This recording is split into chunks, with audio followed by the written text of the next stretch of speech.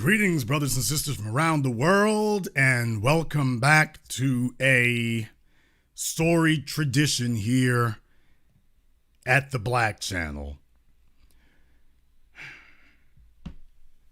As you know, white supremacy does not take a holiday, and neither do we. So, we are here with you tonight, as we always are on every so-called holiday. We don't just check in for 5 minutes and then go scurry back to go assemble all those presents that we're telling people that we're not really doing. So this is what we do here because this is the haven of true believers. Now, let me be very, very clear. I'm not trying to show any disrespect to anybody's religious belief or whatever by showing the image of the Christmas tree on fire. Of course, it's just meant to get attention. It's just meant to be symbolic, but it's certainly not meant to disrespect anybody there in that regard.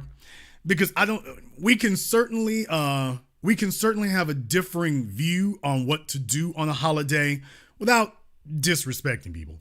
I don't really have any regard for people who do little cornball stuff like deliberately trying to be offensive. They're trying to offend other people. I don't try to offend anything there. But I certainly think it is symbolic about our view on one thing there, which is that certainly we are going to be incendiary on this day, and we'll certainly be doing what other people are not doing. And that's what makes us different. You know, without discipline, you can't start, and without consistency, you won't finish. And that's an incredible thing to remember. Right now, we're having conversations that we simply were not having 15 years ago, 20 years ago, 30 years ago. It's a whole different conversation now. People are very, very worried about what we think. Very, very worried about what we have to say. Across the board. They are concerned about that. Before now, they weren't. Before now, it wasn't a problem. Before now, they were saying, well, don't worry about them. We're going to go ahead and send out Al Sharpton or somebody. We're going to send out Jesse Jackson. We're going to go see if Ebony or Jet Magazine can go clear this up. We're going to see if we can get some of the HBCUs to pay some attention. We're going to see if we can get that to happen. We're going to see if we can get them to get everybody back in line. That was what it used to be. We're going to see if we can change the discussion, change the conversation. Let's try the same old bait and switch, the same old hat trick. Let's see if we can get that to occur. Let's see if we can do that. That's the thing for you to pay attention to. That is the fundamental shift. That's the fundamental shift. And this is different for the world here to know that we've got a different set of priorities. Do you realize what a revolutionary act that this is right now? Do you realize what a revolutionary act this is right now? You see, we're in the middle of when they say, okay, we're going to give you some quote unquote time off. Everybody is supposed to be so desperate for downtime. You're supposed to be so desperate to have just some reprieve. You're supposed to be so desperate about that it's supposed to fundamentally, every time this happens here, it's supposed to be a dog whistle, snaps you right back into shape. No matter what you were doing, you abandon what you're doing, and then you just say, well, JC, no, I wish I could, but man, I'm just so beat down, man. I'm just so beat down. That is why we are special and different here, because you would have seemingly the most pampered generation ever. And what we're showing them is that we are the most relentless generation ever. You have offered up your false idols, and you have offered up your attempts to buy us off and tell us that, oh, we don't understand anything, and that if we would just go along to get along,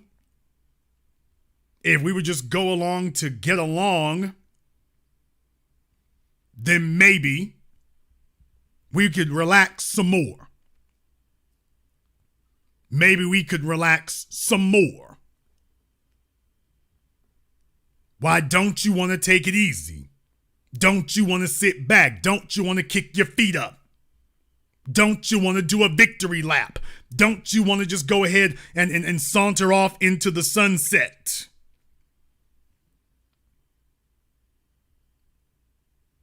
See, that's supposed to be a powerful incentive. Don't you want to be like everybody else? Why, who in the world wants their lives to be harder than they have to be? Who wants that? Who in the world wants their life to be more difficult than it has to be? Who the hell wants that? Who the hell, when they have the opportunity to just recede off into the background, turns back around and walks into the war zone? Who does that? Who takes away time from their family and their friends and getting turned up or getting turned down?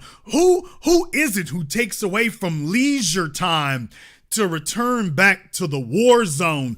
Folks, do you understand how much effort and work and labor it is psychologically just to be here? Because what you are doing right now is expressing a psychological disposition that you might live in this society, but you are not of this society. That you might be walking the streets here, but you're not one of them. You might be sitting on their same internet, but you going somewhere else for something else. Now, that's not supposed to happen.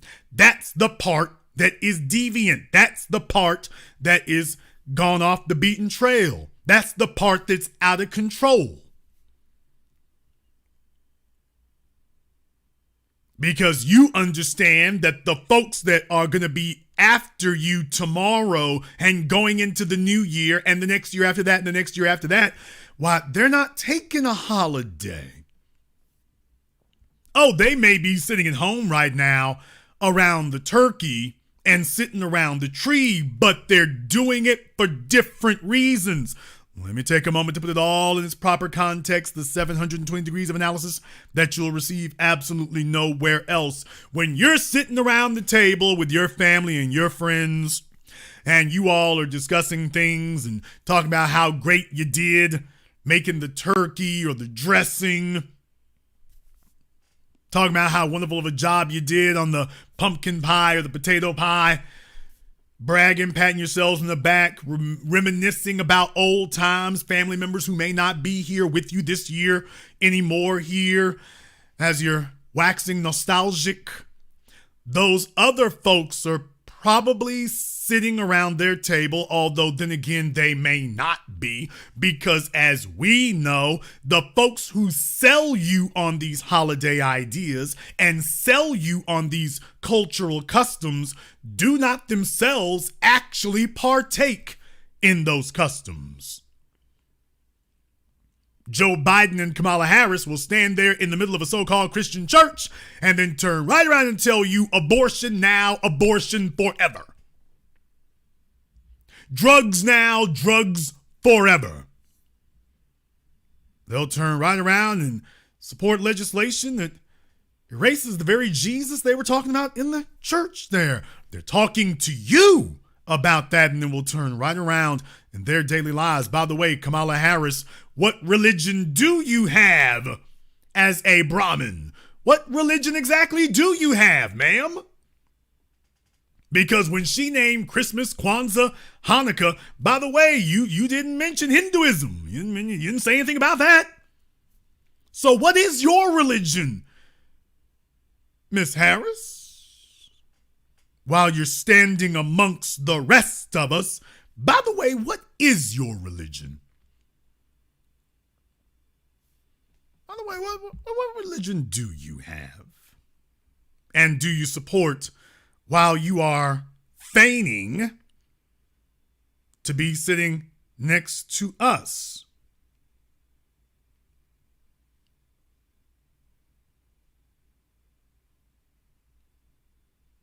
That's something to think about here. That's something to think about. I want you to keep that in mind.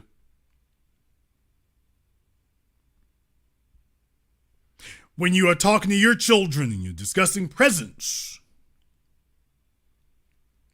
you can go ahead and do that. But what are you buying your children? What are you buying your children for Christmas presents? What are you doing?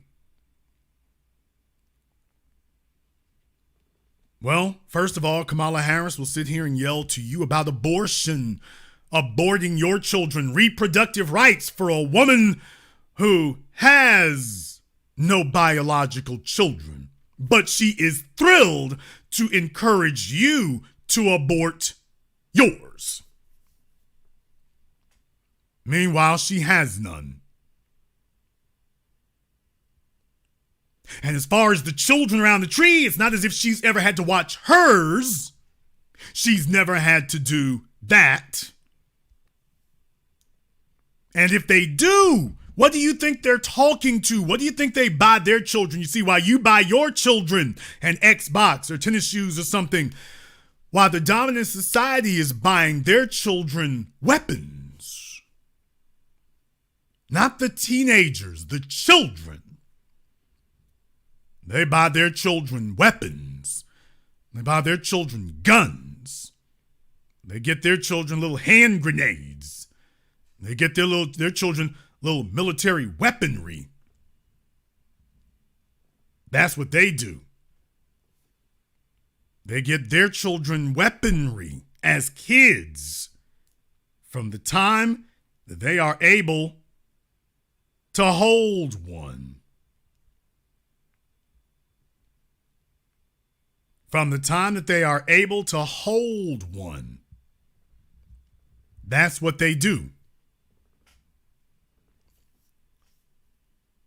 Something that you yourself would never even think about, never even contemplate. And that's what is the tradition there. Praise the Lord and pass the ammunition.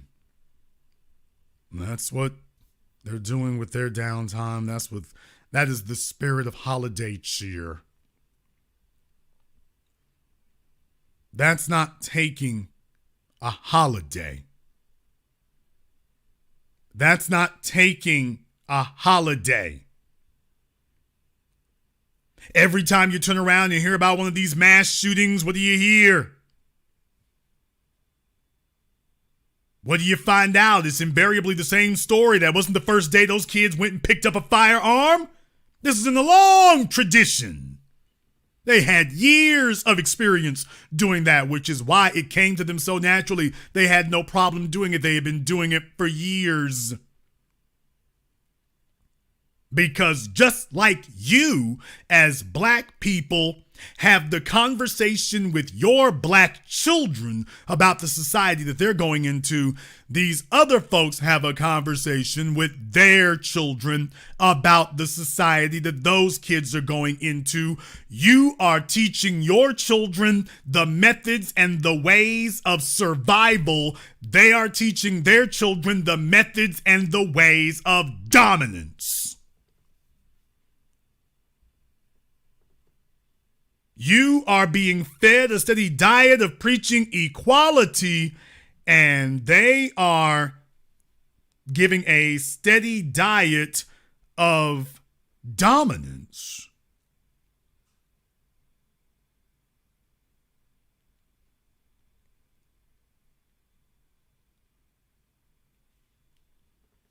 Have you considered that?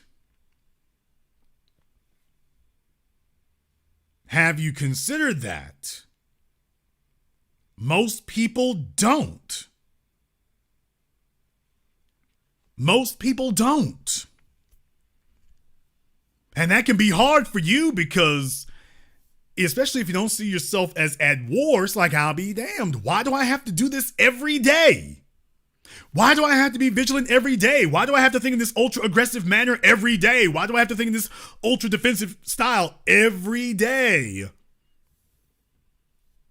And it is because the people who are after you are thinking about that every day, every time you make a move, every time they make a move, they make a counter move.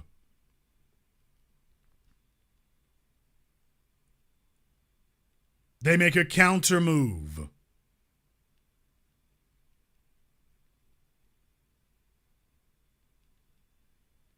That's what it means to be at war.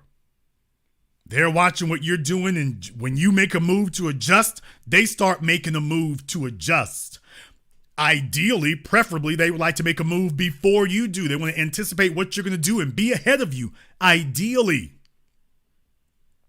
You could not live in a world and in a system where you are this consistently confined if this was not a 24/7 occupation. It's not happenstance. It's not accidental. It's not coincidental. This is the result of meticulous and consistent effort. The other thing is that their conversations are radically different. Their conversations are radically different. They don't talk about the same things that you do. They don't talk about the same things, or at least the same things that a lot of other folk here do. And that was the work that we began over a decade and a half ago. You see, what frightens them is that we take this situation far differently than they thought we would. See, what's supposed to happen is that we're supposed to be the affluent. I want y'all to understand something. Listen to me right now. Many of you are the so-called talented 10th. You are above, you are middle class or upper middle class. You are exactly the type of Negro that's supposed to buy in. You're supposed to go looking out for number one. Look out for yourself. Only take care of you. Don't worry about everybody else. You're supposed to be the Fox News viewers. Is what you're supposed to be. You're supposed to be them. That's what's supposed to happen. You're supposed to go to school, get your degree, get your good little job, and then say, you know what? As long as I keep my head down, don't make any noise, don't make any waves, and if something does happen, well, they wasn't racist, they was just ignorant. That's what you were supposed to do, but you didn't do that. You didn't do that. No, you see, you've gone off and you've gained your financial footing and your affluence, and then you've turned back around what the HBCUs failed to teach. You've gained that on your own. What the HBCUs failed and or neglected to teach, you've acquired that for yourself. Now you've turned back around and you have been consistent. You've turned back around and said, yeah, we're putting our little nest egg together here and we're going to lend our strength to the cause. Well, that wasn't supposed to occur. You were supposed to be more concerned with going off and seeing if you could buy overpriced clothes and overpriced shoes and overpriced cars and overpriced homes, and then you would be bogged down for the rest of your days trying to handle that. So you would be more concerned with keeping the system working in a manner that is preferential to you than thinking about the collective. After all, that's what they told you in the 90s. They beat it through your head there. Do for self, do for self, do for self. Boy, they love popularizing that in the music. Do for self, go for self. Self, self, self.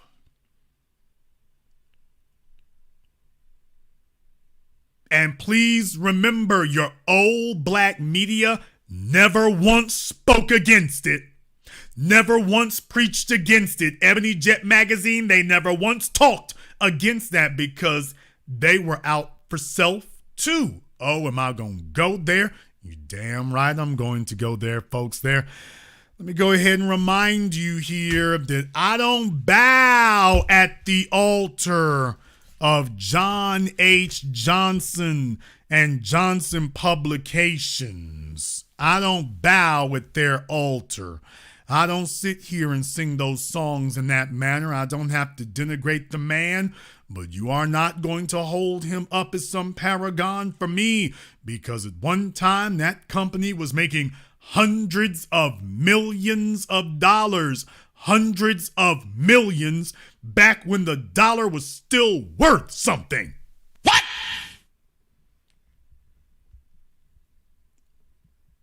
Can you imagine what could have or should have been done when you got those kind of resources all consolidated into one place? And then you had Bob Johnson, and you found out real quick why it is them white folk like John Malone just had no problem funding black entertainment television, because he wasn't there to change the status quo. He was there to capitalize on it. And I challenge you all today, what is the net benefit that we gained after half a century of Ebony and Jet magazine being knockoffs of Time and Life? No, I'm not making that up. Everybody who knows the story, Ebony and Jet were made to be the black knockoffs or the black equivalents of Time magazine and Life. Okay, fine. But by the way,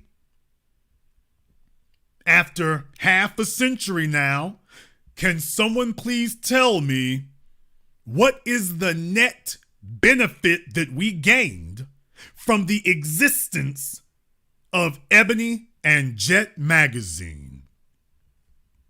Tell me what was the net positive that we gained that is still with us today.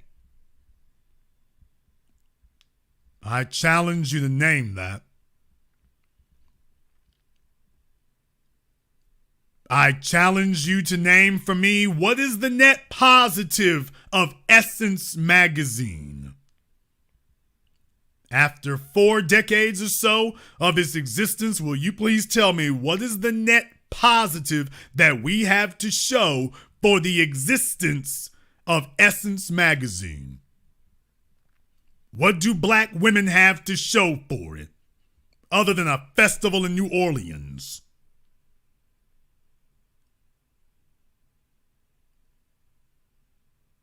What do you have to show? Someone explain to me, after 3 decades, what is the net positive of BET? Hell, what was the net positive before the white folks stepped in and just took 100% ownership? They already had half ownership, and really they had full ownership because they decided what was going on there. By the way, what do we have to show after 3 or 4 decades of black entertainment television?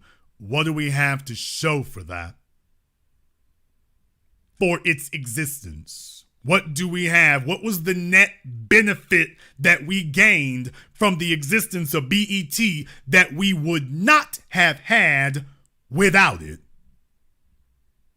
Tell me what BET's legacy is that is with us today that we wouldn't have had without it.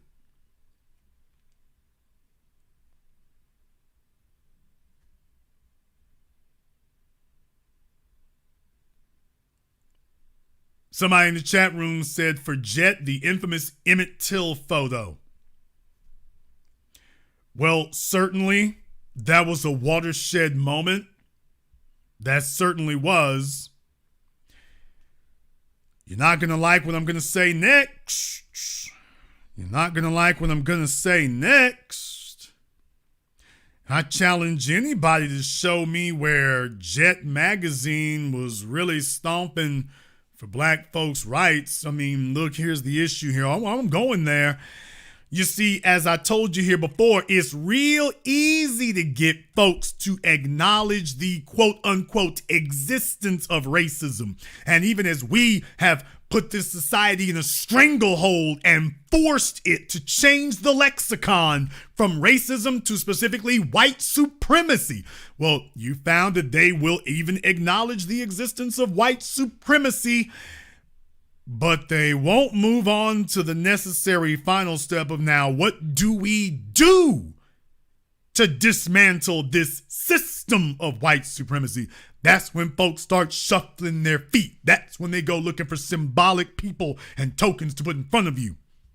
Or they tell you, oh yeah, we really do need to do something about that there. And then as soon as you turn your back,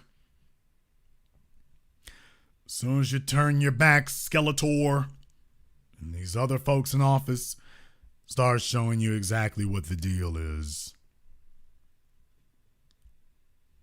See, this is radically different from the conversations that we used to have. Radically different. You can go over there to Bowling Ball Martin's YouTube channel right now. He ain't talking about a damn thing and will not. Because if you are looking at anything in the political system and saying those are our allies, you just betrayed the people.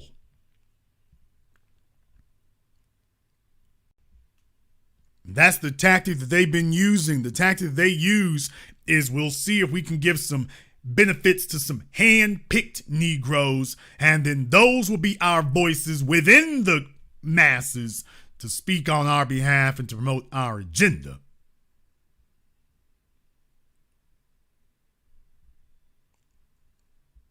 Those will be our voices to promote our agenda. Let me go ahead and drop some more serious negative vibes on you all here when you talk about the Ebonies and the Jets. I got to do it. I got to do it. The same thing that I always ask, because I take a look at these white corporations, I take a look at these white institutions, I take a look at these white organizations, I take a look at them, and I see how they move, and I see what they do, and then I'm going to turn, I'm going to look at you, and I'm going to see if I see the same thing.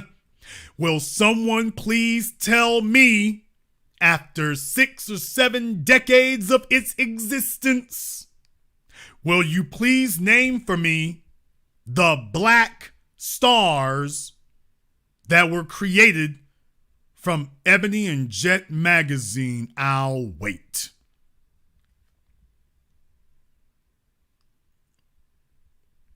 Please tell me, with their hundreds of millions of dollars of resources,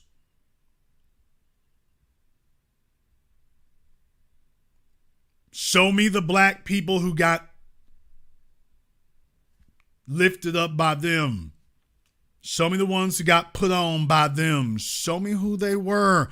Decades now, they'll talk to black folk after the TV networks talk to them. After that, but as far as the grassroots, as far as who's up and coming, as far as who's next, tell me when Ebony and Jet ever did that. See, I'm not dissing Tyler Perry. I'm just doing mathematics. And that's why I was asking you all here, by the way, who has Tyler Perry made a star other than Tyler Perry? Who has he made a star other than him?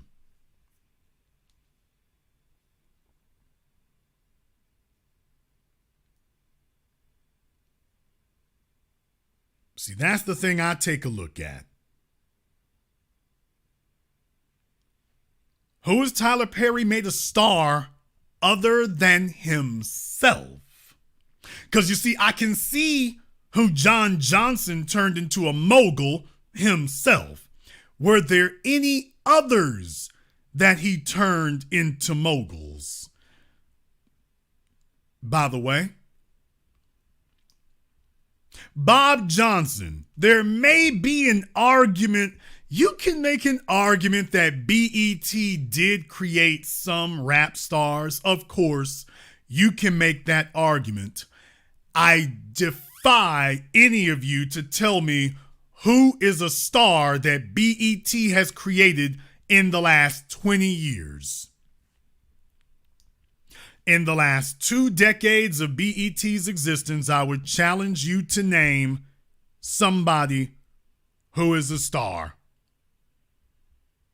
that they created.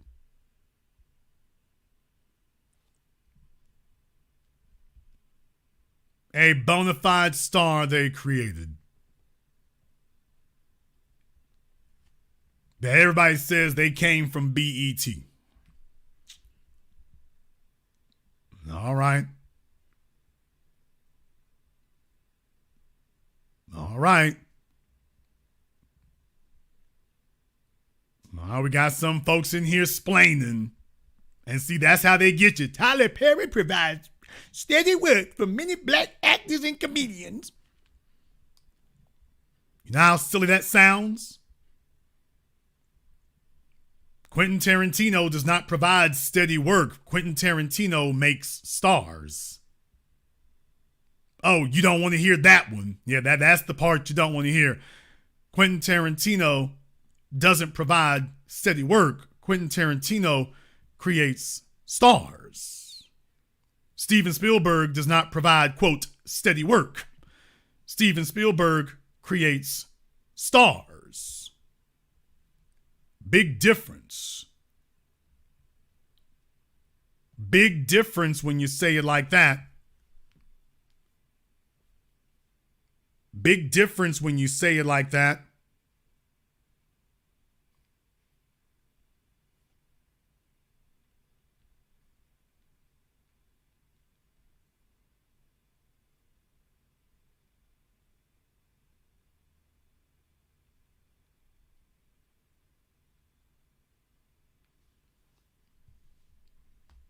Folks sit up here, and as soon as you hear those kind of things, you start splaining.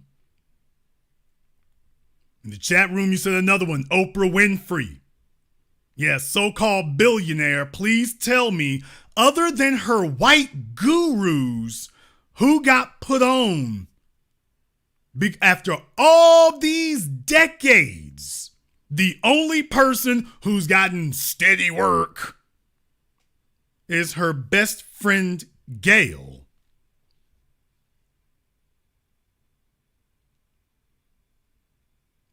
Yeah, so if you are one of these folks here who they good in with you, okay, fine. But other than that, no. Other than that, no. That's the thing I want you to stop being bamboozled over.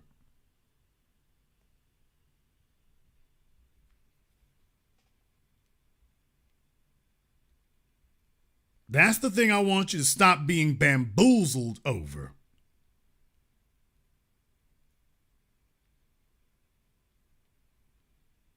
Folks sit up here, and when it's time to call folk out, see, this is what we do different. Some of y'all still here got your old church lady stockings on.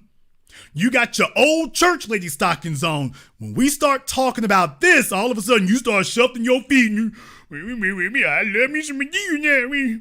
Tyler doing the best you can. You all will be sitting here with a nigga sitting on $300-400 million. You'll be talking about when he was making $30,000, he can't do nothing. When he was making $300,000, he can't do nothing. When he's making $3 million, he can't do nothing. When he's making $30 million, he can't do nothing. He's making $300 million, he can't do nothing. And this is not about being a savior for black society, but this is also understand that if I see that those of us with far more limited resources, we got all hands on deck, and then you got niggas with hundreds of millions, and they're sitting back real quiet. Don't hold them up as an example or a paragon for anybody to mimic. Don't hold them up. Not gonna have that. We are going to have legitimate icons, people who put it on the bricks, people who risk things, people who sacrifice things. People who sacrifice things.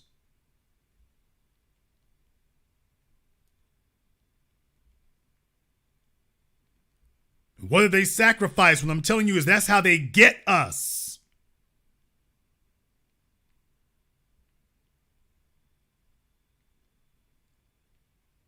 They get us by doing that.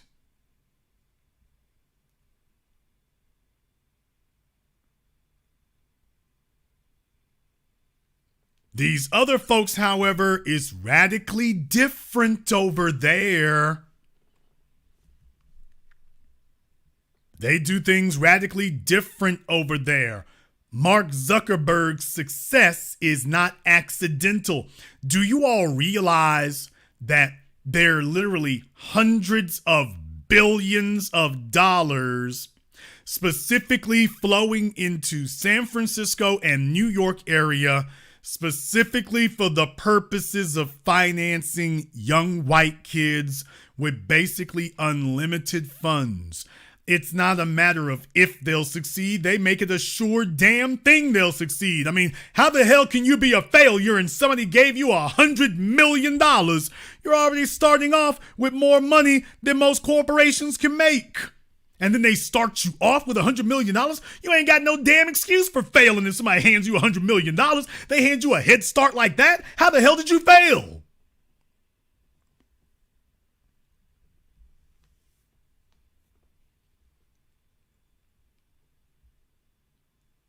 That's my point to you.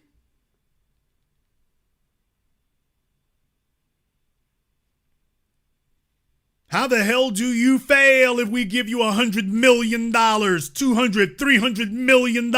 How the hell did you fail? And then you find out in the case of places like Twitter or Airbnb, they didn't just get funding once. They got funding a couple of times over. I'll be damned. You can't get a loan for $30,000 from the bank, and yet these young white kids can get millions of dollars up front.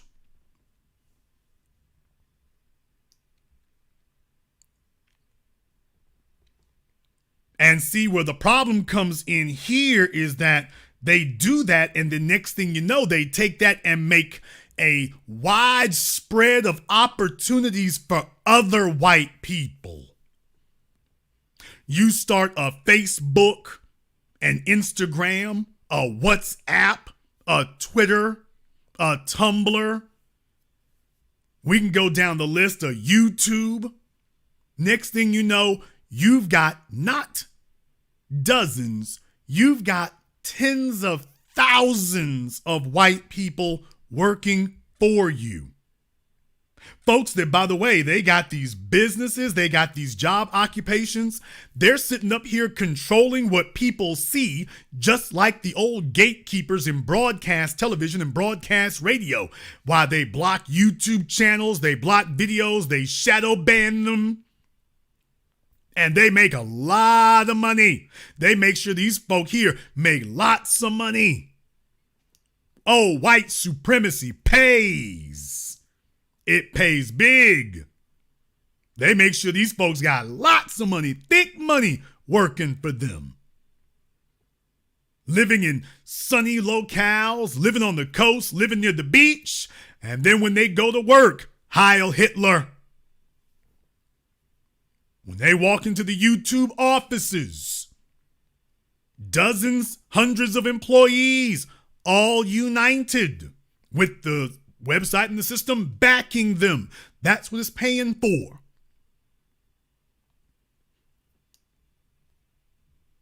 And so what happens is that when you have these so-called black celebrities, they get their asses in a bind. And because they only looked out for number one and only looked out for themselves, when them people get ready to come get you, ain't nobody to defend you. The masses won't come defend you. And it is of critical key importance that you have that. They couldn't get Michael Jackson because the masses were behind him. Y'all remember when he got found not guilty, you saw all those people outside the courthouse. That was the support that man had. O.J. Simpson, same thing. Whether you believe he deserved it or not, O.J. became symbolic and he had the support of the people. He had the support of the grassroots. Bill Cosby, well, they knew he didn't have the grassroots support of the people. Now, they knew he didn't have it. So they knew that they could violate the law and this, that, and the other, and support for him was fractured. You didn't have that steadfast, passionate support of the level of these other people. You didn't have that. And that was the difference.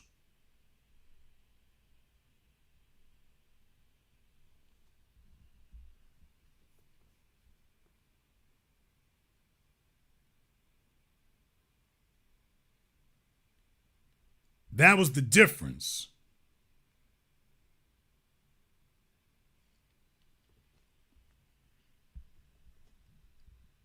I pointed you all to the example of Kyrie Irving. I called it in the midst of the furor, in the midst of the crises.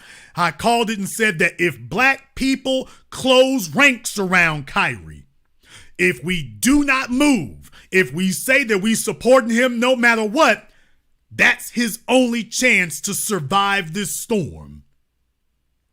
They testing to see if we're going to abandon Kyrie. And if we abandon him, they're going to kick him out the league and he's done. But if we stand by him, that will be his only chance to make it out of this in one piece. The people locked ranks. We locked ranks around him. We locked arms around him. We closed ranks. And next thing you know, they had to leave Kyrie alone. They saw he had the support of the people. He had the support of the people.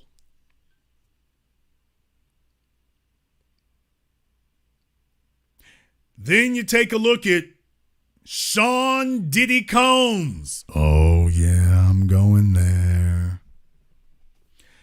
Yeah, for the longest time, he told himself, as long as I'm in good with these white folks, because he was a intern at MTV and worked dancing for Madonna or whatever. As long as I'm in good with them, it doesn't matter if I have support from the rest of you. As long as I'm still in good with them. Now, you can say whatever you want to about this next part I'm going to tell you, but we're just going to have a brutally frank discussion here tonight. Chris Brown has been able to survive because, like it or not, Chris Brown ain't really seen as no white ass kisser like that. Now, that's the perception, but Chris has been much more in touch with the grassroots than P. Diddy has. Chris doesn't have a reputation for stabbing folks in the back and shortchanging people. So Chris was able to survive that crisis. Diddy, you would think that Diddy would have rock solid support up and down the industry, but he spent the last 3 decades. He spent the last 3 decades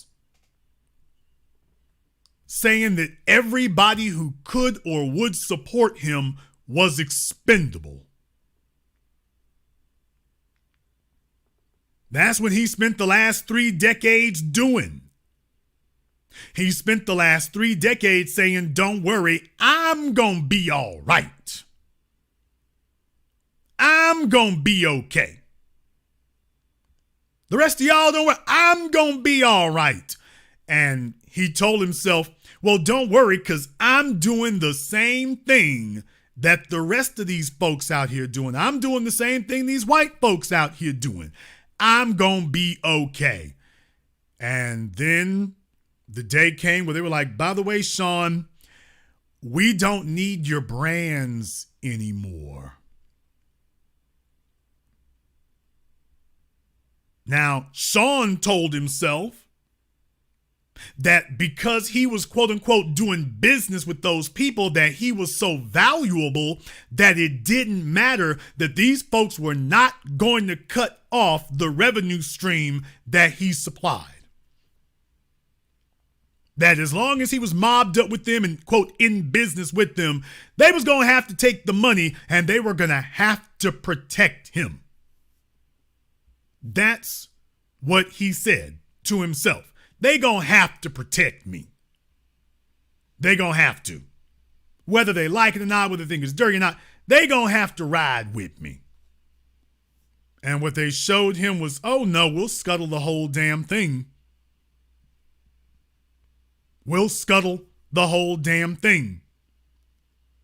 And not only will we scuttle it, we're gonna scuttle it in lightning fast speed. You won't even have time to point fingers at anyone else. And if you attempt to do so, no one's gonna listen.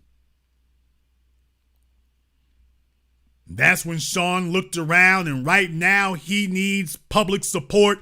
Right now he needs folks who gonna close ranks. Right now he needs people who gonna have his back. Right now he needs the support of the grassroots more than ever.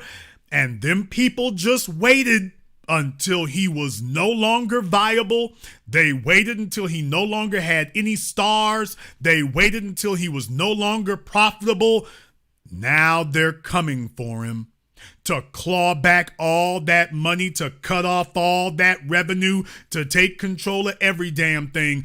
Let me explain to you all what the game plan is now, in case you were wondering. The game plan now is to hit Sean Combs with a train of lawsuits, with a train of claims, to starve him of money, to starve him of revenue, because he's gonna need it all. And when it is over, everything that he's built with Bad Boy Records, essentially speaking, him and Suge Knight will end up in the same place. Damn!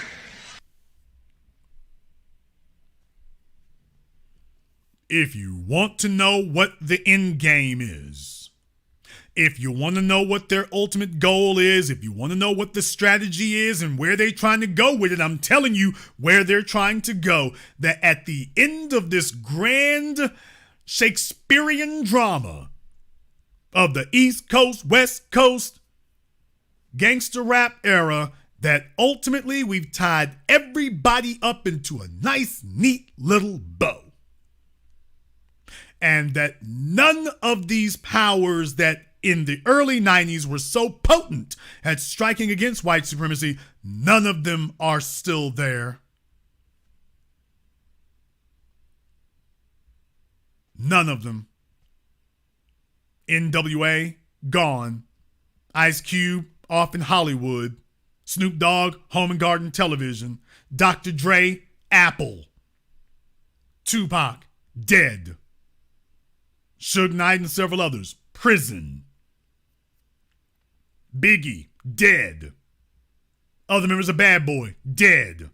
Most of Bad Boy Records, broke. The ones who aren't broke, angry and bitter. Sean Combs, in exile. And now all you got to do is just sit on him and strangle him. And it's going to be a war of attrition when they get done. Next thing you know, he's all out of money, all out of resources, all out of friends. Nobody's coming to bat for him. He's going to have a fire sale of everything he got. And once he does that, they will take the catalog, they will take all the intellectual properties. A white man, and there's a white guy who's going around buying up all these black folks' catalogs. There's YouTube videos on him. You can go look him up for yourselves. Him or somebody like him will simply step in and say, okay, we'll take that. In the chat room, Russell Simmons in exile, literally. You are correct. Russell Simmons is in exile, and by the way, he wasn't the only one. Remember, after Michael Jackson survived that second run by the court system to lock him up, Michael Jackson was on the first thing with wings out the country. So you see, this is a repeated strategy over and over again. They couldn't pin Michael, but they've been grabbing cats ever since. They've been grabbing them ever since. At this point, it wouldn't matter if Diddy sat up here and dropped the dime on anybody else in the industry. They're not after these other people. They're after him.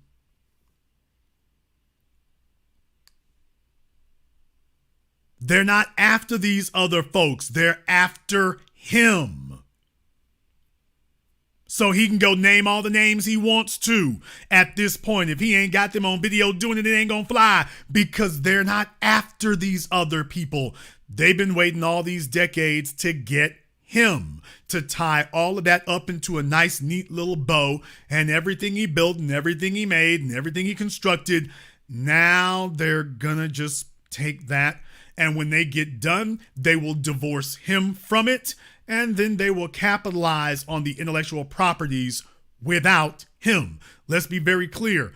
You don't need Diddy for Biggie's catalog. You don't need Diddy for Mace's catalog. You don't need Diddy for the Lox's catalog. You don't need Diddy for any of that. You can exploit those catalogs just fine and essentially erase him. You could erase him altogether. I mean, name for me what he actually is essential at. 112 or whatever. I want to say it was 112 with Bad Boy. Correct me if I'm wrong. And by the way, name one group of folk he's done business with who ain't sideways within a day. You can erase him from every single catalog, every single song, every single feature without missing a beat. See, that's what happens when you get big and you say, don't worry, the grassroots aren't necessary. I'm going to be good without them. I'll be okay without them. I've transcended blackness. I don't have to help nobody else get on. See, right now, that's the issue he's got. He needs other folks who can vouch for him. He needs other people who going to go to the mat for him. He needs other people who going to make sure he's good. He needs other people who are willing to take the heat. They ain't got none on them, but they're willing to take the heat to make sure he's all right. And he doesn't have anybody. And there's a whole bunch of folks floating around right now hoping that they ain't gonna get caught up like that. Ain't that right, TD Jakes? Oh, you thought they was gonna let your big jolly behind go. Man, don't you know they got dirt on all of y'all? They got dirt on every one of you. Being gay is okay until they say it's not. Until they say it isn't. But the very same folks who tell you ain't no problem with it, now they're going to jump up. Ooh, did you hear about this? Those very same people coming and tell you now, by the way, it ain't okay no more. Not anymore, it isn't. Not anymore, it isn't. Yeah, buddy. See, that's the thing right there is they send you a warning. See, you can't just come and drop something on somebody. You got to do some trial balloons. You have to see how the public is going to respond. You have to see, because when you come for, as the old saying comes, when you go to kill the king, you must kill him. If you strike at the king, you must kill him. You can't walk up and just pimp slap the king and walk off. You pimp slap the king and he lives, he's coming for you. So if you come for the dude at the top, you gotta take him. You gotta take him down. You come for Bill Cosby, you gotta take him down. Look what happened when you came for Michael Jackson and couldn't take him down. Take a look at what happened when you did that. You can't come for these folk and don't knock them off. If you come for them, you gotta go all the way. You gotta get them. When they came for Marion Barry, you couldn't just get him and knock him over. You had to knock him off. You couldn't knock him off. Even putting him in prison, you couldn't knock him off. Mike Tyson, you couldn't knock him off. Tupac, you couldn't knock him off. Take a look at what the hell happens when you strike at the king and you fail to kill him. Now you're sitting in mortal fear, just hoping that he doesn't decide, you know what, screw it, you coming for me anyway. Let me go ahead and just fight back now because you coming for me anyway.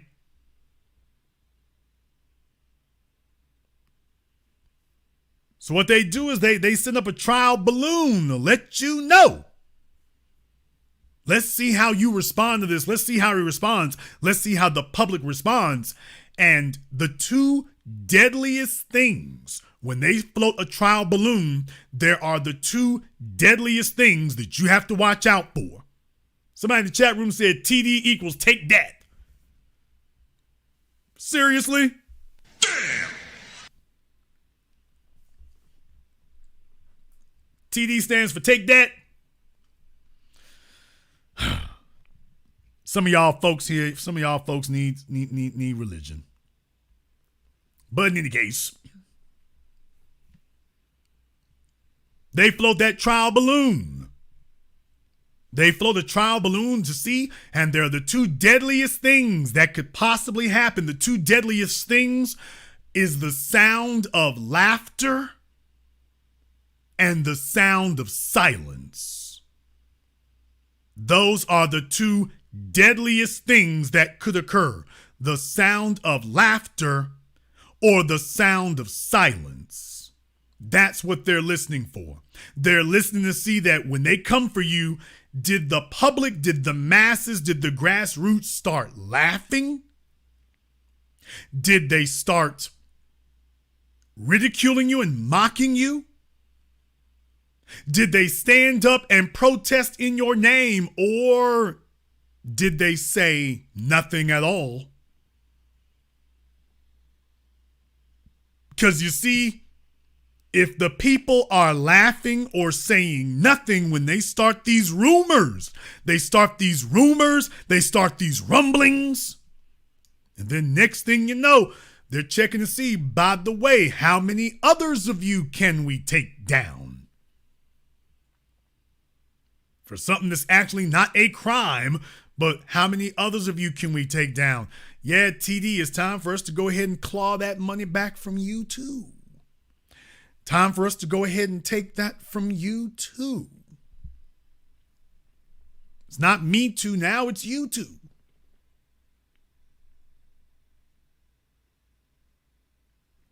Now that's something to keep in mind there. That's something to keep in mind.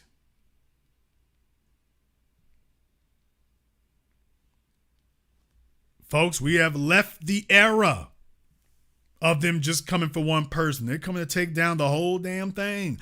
These folks have been floating around all these years and told themselves they're safe, and they got the connections, and they got the hookup, and I know people you don't know. And it's like the folk you know, oh man, that's your man set you up.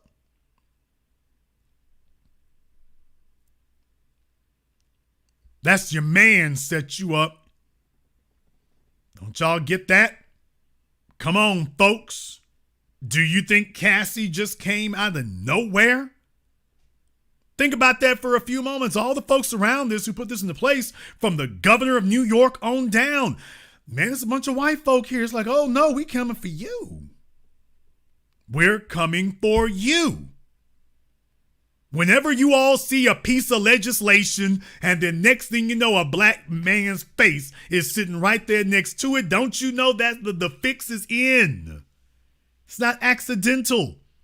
The fix is in.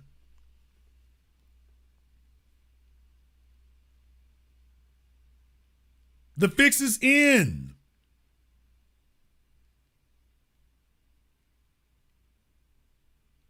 That's not accidental.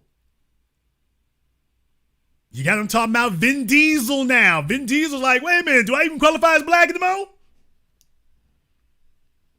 Vin Diesel is looking around like, hey, wait a minute. I done played movies of white men. How you gonna come get me? I don't even fool with them niggas. They're like, oh, hell no. You're gonna drop up some of that Fast and Furious money and some of that Pitch Black money. You're gonna drop some of that off too. You're going to drop some of that off. You're going to go from Fast and Furious to Slow and Broke. That's it. Because the whole thing is about now We want the ability. We don't even have to convict you of a crime. We just need to put a stench on you. We just want somebody to blame you. Now, the folks because we are the white media. See, this is the next part I want you all to understand. This is how these folks screwed themselves. You see, when you're dealing with the white media, they get to control the narrative. They get to control the conversation. So if you want to promote something or get something out there, you got to go through them. Well, you're trying to promote your film or promote your work. When they talk to Joe Biden, they're not going to ask him about his drug addict son or all them women who said, by the way, old Trump ain't the only one like to grab him by the, you know what? Old Jim Crow Joe like to yank it up too. They ain't asking him. They're not saying nothing to him. But when you show up, that's going to be the only subject of discussion when you show up. So you got to have an alternative means of being able to communicate to the people and an alternative apparatus of being able to do that. Here's the issue. If the only place you go and the only place you show up is on these white outlets, if you don't make sure that there's other folks who can promote you, your ass is grass. You're done. When they get ready to cut you off, you're done. That's why it is so important to have access to a grassroots that's actually going to not be bought and paid for by these other folks and not looking to be bought and paid for by them. And see, folks only want to come fool with them and talk with them and speak with them when it's to their liking or to their benefit. They don't want to do it the rest of the time. Until their ass is in the crack and now they need an alternative, and the folks that they left sitting out here living on bread and water, then all of a sudden they have no problem showing up then. No, y'all got to come and talk here when you're on top of the damn mountain. When you're on top of the mountain, that's the time to come and talk to us. That's the time to come and speak to us, is when you're on top of the damn world. Posting Instagram stories and stuff is cute, but see, that's kind of promoting yourself. You need to be working to make sure you propped up an apparatus so that when the day comes, because it is not a if, it is a when. When the day comes that them folks come for you, and they will come for you, did you put together an apparatus? Somebody in the chat room said, ask Jalen Rose and Jamel Hill. Let me tell y'all something right now.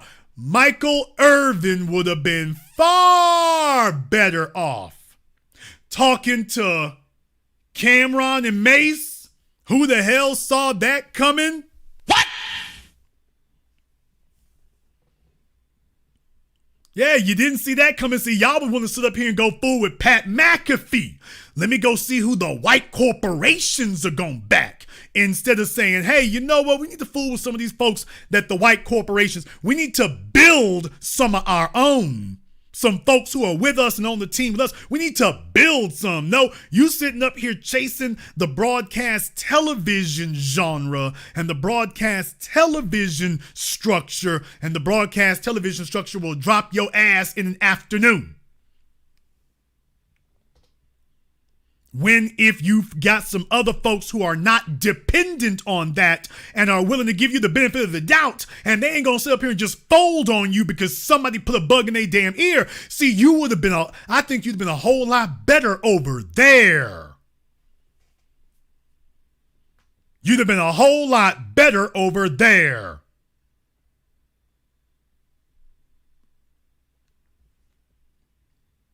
In my opinion, that's smart. That would be smart of you to do that.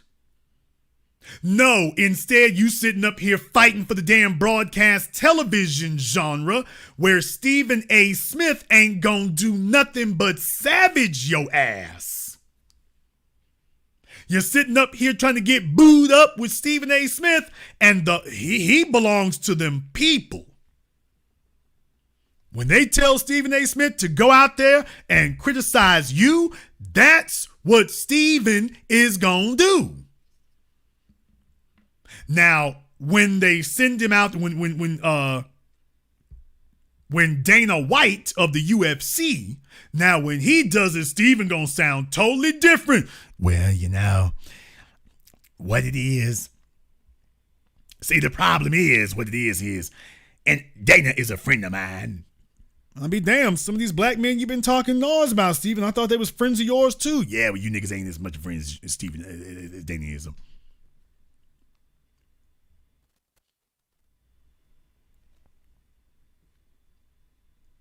So I'm talking about we got black men out here. Can I just be honest? Can I be honest for a minute?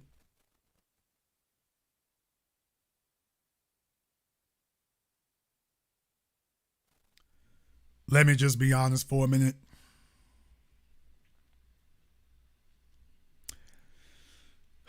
Folks, so many of these people, if they got picked up by the machine, it's because they own the pipe. They got, I mean, you think Diddy the only one doing freak offs?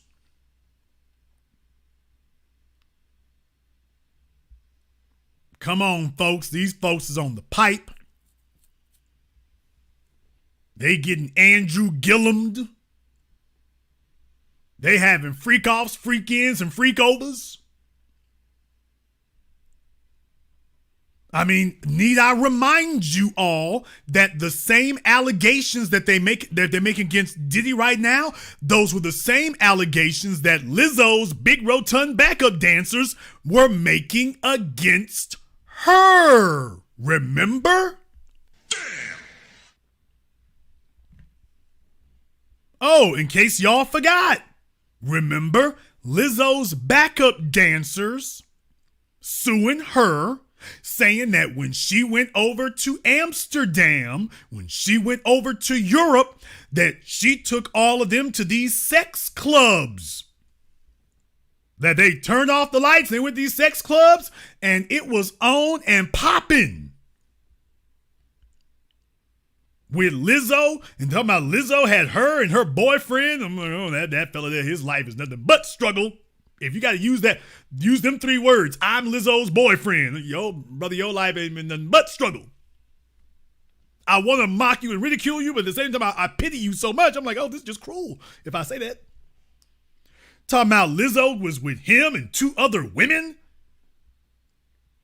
The backup dancers are like, by the way, that was happening. This was before Diddy. Remember Lizzo? For those of you who don't remember or you don't watch my other program, remember? Lizzo got sued not by one, but by a crew of backup dancers saying that, oh, by the way, she is off the damn chain with this stuff she does. Sex toys, men and women, all kinds of stuff going on. This was way before Diddy. Now, it was this year, but it was way before Cassie found her way to the courthouse. Well, before the news picked up on it. Way before. Not just one female came at Lizzo, a crew of them came. A crew of them came, like the Samoan SWAT team. Letting you know it's like, hey, baby, we got the dirt on all of y'all. We wouldn't have given you a record contract. We don't give record contracts to the most talented people. That's why you got so many so-called underground and independent artists out here today, because they don't give the big record deals to the, quote, most talented people. They give them to the ones who are going to do their bidding. No hate for Cardi B. But Cardi, I mean, Charlemagne said it, the machine is backing her. Meg Thee Stallion, the machine, been trying to kick it into high gear now for years. It just ain't coming. It just ain't coming. But she there. So you're not getting a record deal or a sports contract because you are the best or most popular. Hell, my boxing heads, all my people in here who know professional boxing, you've been watching that happen now for 5 or 6 decades, way before Don King got in the game. Don King didn't create this rigged ass system. Way before Don came along. Come on now. Has the boxing world ever truly been a meritocracy? Do you really think that Tyson Fury and Anthony Johnson, or whatever his name is, are the best in the world? Do you really believe that? How many other fighters out there do you got who ain't got a shot because they can't get quote unquote promoted? They can't get a big promotion to get behind them, so they just stuck knocking niggas out down at the damn Miller Lite Club.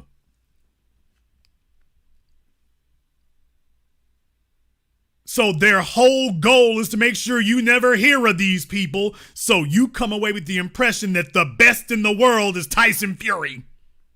And that if Deontay Wilder can't knock him out, then he must be the best in the world. Or that you think that Tyson Fury, Anthony Johnson, and Anthony Joshua, whatever his name is, and Deontay Wilder are the top 3 in the world. I'm like, how many of y'all really believe that? How many of you really believe that? That you really do see the top 3 in the world? No, you're seeing the top 3 that they presented to you.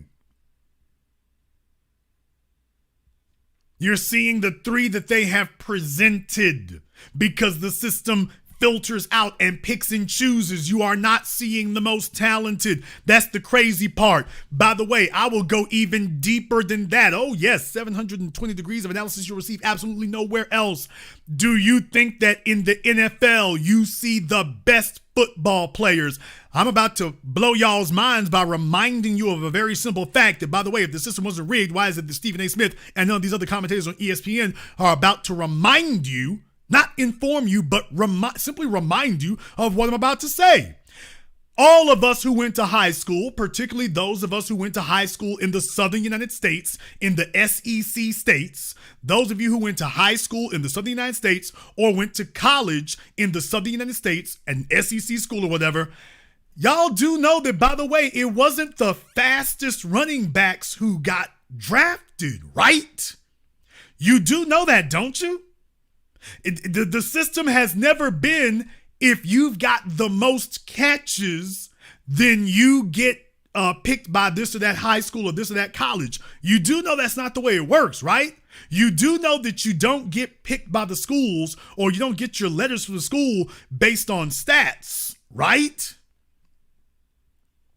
How many of you all thought that if you scored the most touchdowns in high school, then you was going to get a call from Nick Saban to go to Alabama? So if I get the most touchdowns, that's the metric that they use to call me to LSU, or to call me to Alabama, or to call me to Michigan. How many of you thought that's the way that works?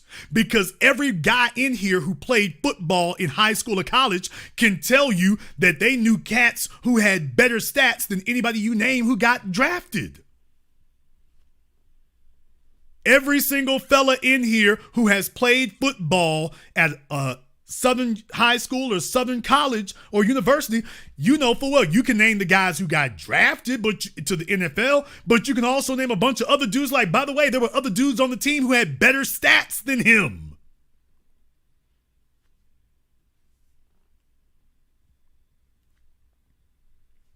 You just looking at the guy that they drafted, but there were guys on our team who caught more passes, who ran more yards, who rushed for more yards, who had more interceptions. Thank you, Dwayne. The coaches have the say. Yo, stats don't mean a damn thing. Would you like for me to prove it in real time? I will prove it in real time right now. Do you think that there is a single player at Colorado University who gonna get to the NFL if Coach Prime says not him? If you got the best stats in college football, if Coach Prime, if the teams come sniffing and the scouts come looking, if Coach Prime says to them, not this guy. Yeah, y'all want to talk to the others, not this guy. Do you think you gonna get your shot? Do you think the scouts and everybody gonna go around Coach Prime and say, well, we'll talk to him anyway? Yeah, Coach Prime said don't, but we're gonna talk to you anyway. Come on now. Alabama, if Nick Saban, if the Miami Dolphins, the New York Giants, the New Orleans Saints, the San Francisco 49ers, if they come sniffing around Alabama, if Coach Saban tells them, not this guy. Y'all want to talk to everyone else, but not him. You think you gonna get your shot? Do you think if Nick Saban tells the 49ers not to talk to you, that you gonna get your shot? Do you think you gonna run up to the 49ers with your damn stat sheet and, hey, I got more interceptions and I've caught more passes and I've run for more yards? You think that's gonna help you? Do you think that's the metric that they're gonna use?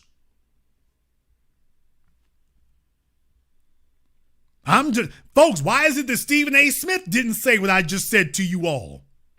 Pat McAfee, why is it all your sports commentators are not reminding you of the very simple truth and reality that I just told you? In the NFL, you are not watching the most talented players. You're watching the best players that they deemed fit to bring to that league, which means that they are judging you on something other than how well you can play and how many games you can win. I'm going to say this, when you've got a Jamarcus Russell or a Ryan Leaf or a Tim Tebow, when you got those kind of cats who can make it to the league, what does that tell you? What does that tell you about the criterion that they are supposedly using? Who's making these decisions? If you are under the misconception that this was strictly based on merit, because a bunch of y'all are thinking, well, if this guy over here, if he ran for the most yards and caught the most touchdowns in high school, then the college is going to call him. And if he does the same thing at the college level, well, then the NFL drafts him because whoever it is who has the most touchdowns thrown in the NFL, well, that must be the best quarterback to ever pick up a football. And it's not. Well, whoever has the most rushing downs, Emmitt Smith, well, that must be the best ever. That's not the way that works.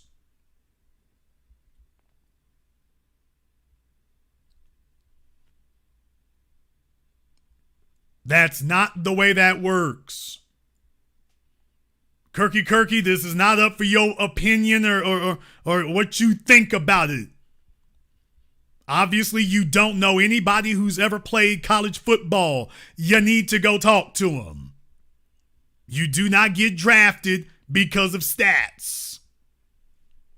Your stats are not what get you drafted. Your stats are not what get you downs.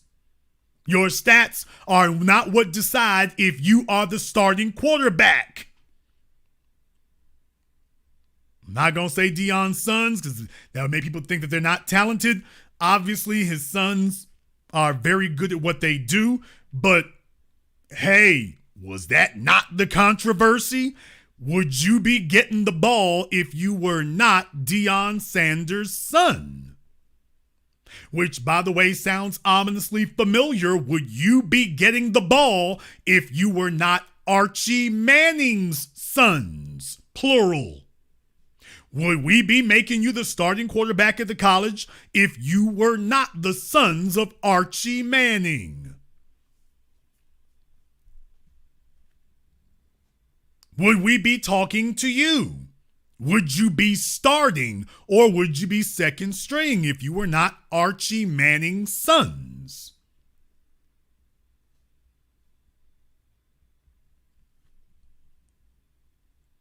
Marquez Bowden, you said a mouthful about Tom Brady, by the way. You said a mouthful about him. You want to talk about his stats? You want to talk about somebody who's the numbers obviously were against them, and yet there he is. With a coach and a team who are now the most notorious team in history for cheating to win games. By the way, before you want to talk about how great Tom Brady is, oh yeah, did we forget that, we got the best quarterback. Yeah, you've also got the best telescope lenses. You've also got the best directional microphones. And the NFL did what to the Patriots? The NFL did what to the Patriots after that? Because we know that professional sports came for Barry Bonds. We know they came for him. By the way, did they ever come for Brady? Did they ever come for Belichick? By the way, just asking for a friend, because remember, this is all on a meritocracy, right? Yeah, just couldn't help but notice that, by the way, Tom, yeah, you're so talented that the team needs telescope lenses and directional microphones and to steal the damn playbook from the other teams. Yeah, by the way, you're so talented that you got to do that. Somebody said underinflating the balls, but yeah. You ever seen so much of that happening on one damn team? Best quarterback ever. Best quarterback ever.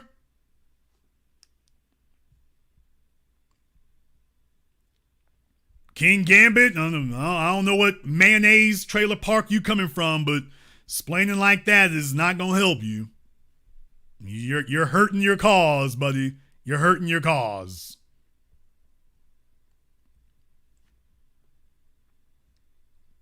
If all teams cheated, the damn Raiders would have 15 championships under their belt.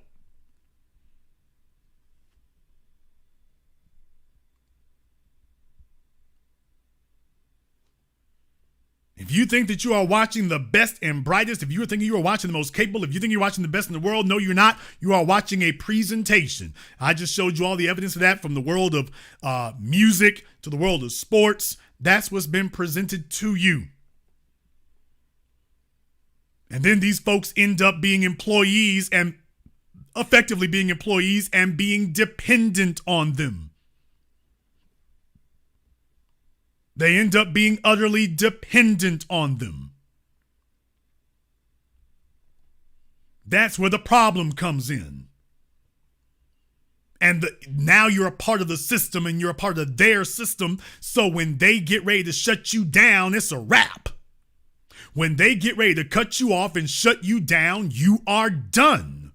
You have no alternative. You haven't formed any relationships with anybody else. You haven't helped to cultivate a grassroots. You ain't nothing. Now you'll have no problem sitting up here boosting a Call Me Daddy or a Pat McAfee. And then the second that the system tells Call Me Daddy or Pat McAfee to shut you down, they ain't even blinked.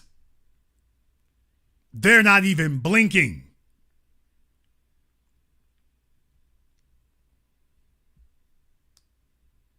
You put yourself behind the 8 ball when you do that. Don't worry, these other folks will look out for me. Keep telling yourself that one. I'm in good with them. Then you wake up one morning and find out how good in you aren't. Now, we understand that. We understand that, and we embarked on a mission that they didn't think we would actually do. We embarked on a mission to build a communication apparatus of our own. We embarked on a mission to do that. And what they told themselves is, well, you know what? These niggas is weak. I mean, they're just a bunch of young, noisy kids. All they're going to do is make a little noise, but if we bury them and prevent them from being able to take off and blast off, they're going to run out of money, they're going to run out of interest, they're going to run out of listeners, they're going to run out of an audience, and thus they're going to run out of a purpose for existing. Now, that was the idea from day one behind shadow banning. There was only one problem with that strategy. Shadow banning works for people looking to make a living. Shadow banning doesn't work on true believers. And that was what they weren't counting on, is that, by the way, you can pull your little shadow banning stuff, but that's only gonna work on somebody who's looking to get a deal or make a deal. I didn't come here to make a deal. I came here to tell you, here's the deal. To which back in 2008 and 2009, they were saying, well, Jason, we're going to kick your ass with all 4 feet. And I'm like, well, you know what? You might do that. And I'll be right back here tomorrow after you do. And so day after day, week after week, month after month, year after year, oh, they were giving us the business. They were putting the boots to us. And here comes Barack Obama. And we're going to dance the Dougie and dance the jig. And we've just been out here slowly working year after year, day after day, unapologetic, unadulterated, uncompromising, and unrelenting, brick by brick, like the Shawshank Redemption, one scoop at a time. What they found out is they were up against an opposition that wasn't concerned about playing the short game. And then they looked up, and next thing you know, Barack Obama's on his way out of office, and we have galvanized enough grassroots support, just enough, that we started challenging everything. Everything started getting challenged. First at a small level, and then you realize, by the way, there were all these small pockets. We never had this great, big, huge, raucous national conversation. It was just all these small pockets of disturbance around the country. And then the pockets grew. And then the pockets grew. And year after year, the noise got louder. Finally, you come to 2016, and the noise has started to become this rumbling. They were saying to themselves, now we have a real problem. Now you're starting to lose elections you should have won. And now your exit poll people, or you're going on Google search, you're taking a look to see what's happening, and all of a sudden you're seeing that the folks that folks used to listen to, now it's just dead silence. They don't have any influence anymore. And those folks that you pretended they were not listening to, it's like, by the way, they're repeating their talking points, they're picking it up, they're putting it down, they're not letting it go. They're no longer treating these elections like a football game that, quote unquote, we gotta win.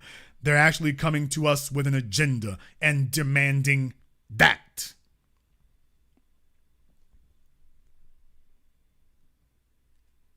Now it's radically different. And let us be very, very clear, folks. I want you to understand. I have to remind you again, 2016, Roland Martin was the Democrat Party's do-boy. You see, the white corporate media had no problem putting that information out when they could check Roland, but you notice they ain't said nothing about it since, because the Democrats have sent them the damn kite that said, hey, stop going in on Roland, Jake Tapper. Stop doing that. We can take his little big fat bulbous ass down anytime we want to. We got to have somebody to speak against them, and you don't have the credibility to do so. We're going to try to prop up Joy Reid, Tiffany Cross, somebody else. It ain't working. You Go Girl is dead. So the Democrats, just understand, when Roland Martin goes at us, that's the Democratic Party sending him. Well, Jason, what do you mean? Why would they do that? Because they don't want to have to send any certifieds anymore. See, remember back in 2016, 2018, and 2020, they had to send their certifieds after us. They had to send the Monique Presleys and the Howard Deans and the Bakari Sellers. They had to send them after us, remember? They had to send them straight up the middle, going directly at us. They sent their certifieds. They couldn't just call up a couple of henchmen. They had to send the OGs to come get us. They had to send the folks the officials to come get us. And what they realized is, damn it, you're legitimizing them. You can do this with these other folks, the Matt Walsh, but you can't do it with these guys over here. You're legitimizing them because that only works if we win. If you send out Howard Dean, Bakari Sellers, Monique Presley, that only works if you win. It doesn't work if you lose. If you send them out to speak against us and then you lose the election, then all you did was legitimize us.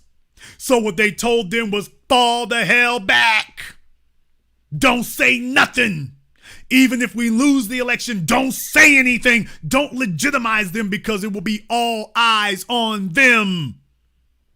Because people are going to make the connection and say they're the reason that we lost the election. Because when you strike at the king, you must kill him. So if you speak against us and say that we're nobodies and nothings, you've got to win after that.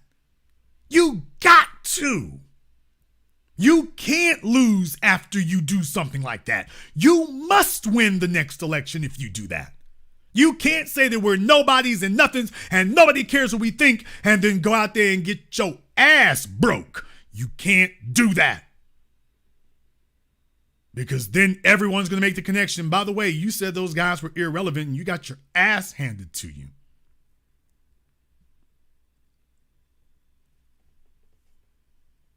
You can't afford to take a loss under those circumstances. So they've told the officials, they told the OGs, they told the certifieds, stop talking. Send Bowling Ball Martin out there because it doesn't matter if he's wrong.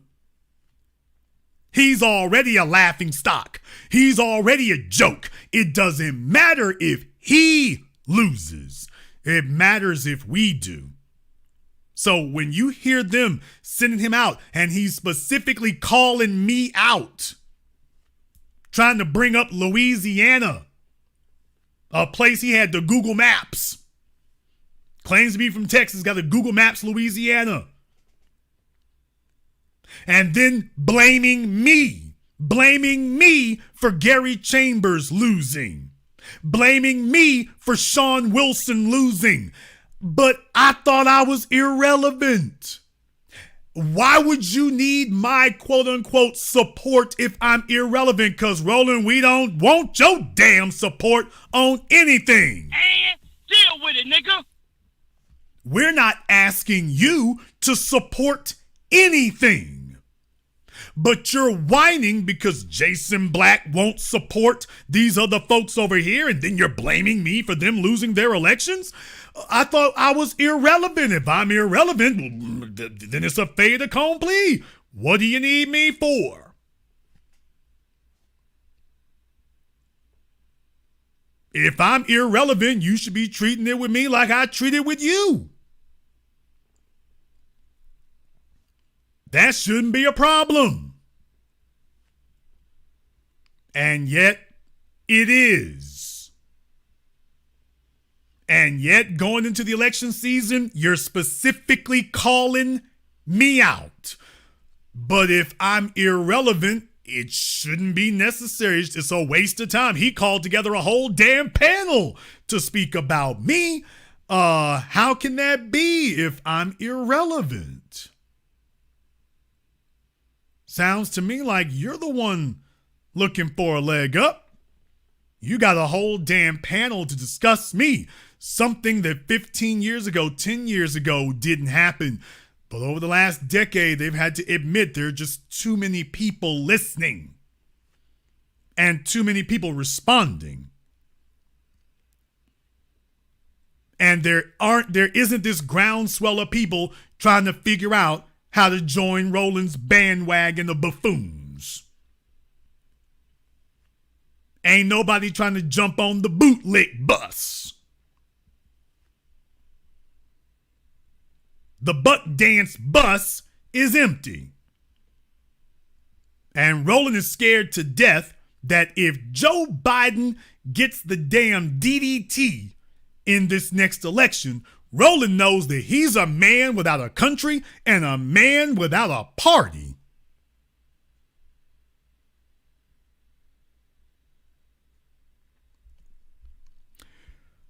Folks, will someone please explain to me why in the hip-hop holy hell I am getting emails from the Biden-Harris presidential campaign? What? I just received one. I just received an email, and this is like my second or third one. I've just received an email from the Biden-Harris campaign. No, I'm not joking. Let me open this damn thing and read it.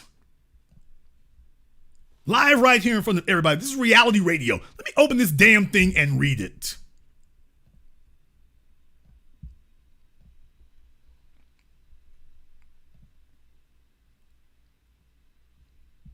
Yeah, from JoeBiden.com. I'm sitting here looking at this thing here. It has my name. I'm like, hi, Jason. I'm like, you know you got the wrong damn email. Oh, you know you got the wrong damn email. You know you got the wrong damn email. You know that. Our records show you haven't had a chance to join us in this critical fight to deliver 4 more years for Democrats in the White House. Oh, I've had plenty of chances. Y'all ain't got a chance of me helping you. That's what you ain't got a chance of. You don't have a chance of me helping you. Can we count on you to make a $25 donation to the campaign to become a Biden-Harris founding donor today? Y'all, can I count on you all to give me $25 to the Black channel? Because I'm not giving a damn thing to them. I'm not giving a penny to them. This is literally what they got in my inbox. Oh, then they got buttons. $25, $50, $100, $250, $500, other. Yes, other. Because other is zero. Other is zero. That's what you gonna get. Now it goes on here to say, we had a strong showing when we launched this campaign, but we can't afford to lose an ounce of momentum. We need to be able to power this campaign for the long haul. Our eyes are on our campaign right now. All eyes are on our campaign right now. Together and only together can we build the grassroots campaign it will take to finish the job. That's why we're asking you to become a founding donor to our campaign today. It'd make a big difference in what this team will be able to accomplish in the weeks and months to come. And to say thank you, we'll send you a special Biden-Harris founding donor membership card. What? Rush a $25 donation to become a Biden-Harris founding donor today. Rush a donation? Russia donation. Even if I was inclined to do so, I would slow roll that son of a gun. Folks, the Joe Biden's presidential campaign is sending me emails in the middle of my Christmas 2023 broadcast. In the middle of it, they're sending me emails. If this is not the, first of all, you asking me for money on Christmas Day? Damn. That's the first problem. Folks, they trying to hit me up for cash on Christmas Day. Did I tell you all at the beginning of this program, white supremacy don't sleep? You talking about sitting around the damn Christmas tree.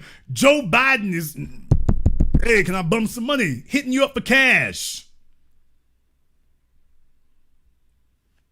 On Christmas Day, in the middle of the night. Well, okay, it's not the middle of the night, you get the idea. We're in the damn evening and Joe is saying, by the way, can I get a few dollars? Because I know that Jason Black wants to help me. Yes, I want to help your ass out that White House. I sure do. And I want to help Kamala Harris twerk her way through the White House gates. That's exactly what I want. She can do her little flicked ass, put on your damn Chuck Taylors and do your little flicked ass Watusi dance out the damn gates. That's what you can do. Get somebody who's going to promote a black agenda up in here. Can my $25 do that? Will my $25 get that done?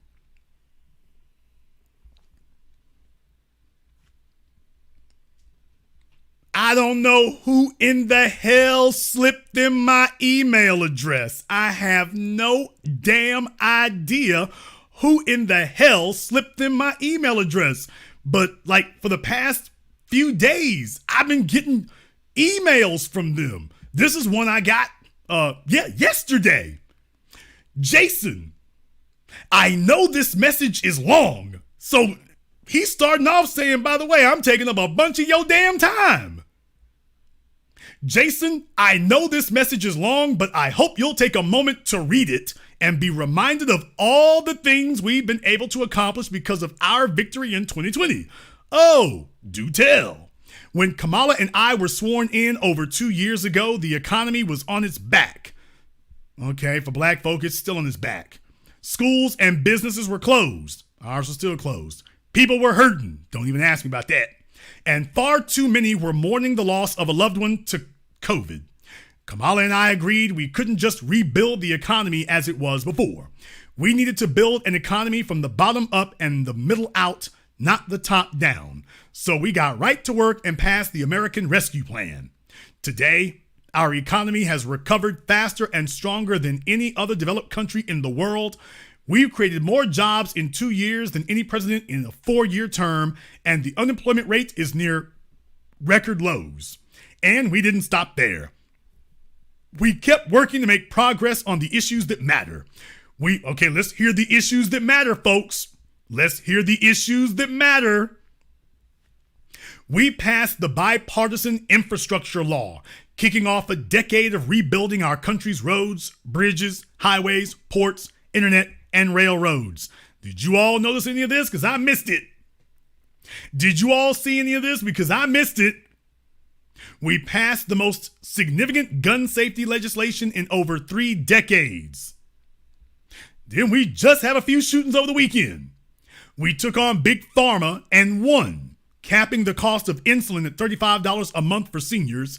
Now the biggest insulin manufacturers are lowering the cost for everyone. Oh, so you can get something done in the medical field when you want to.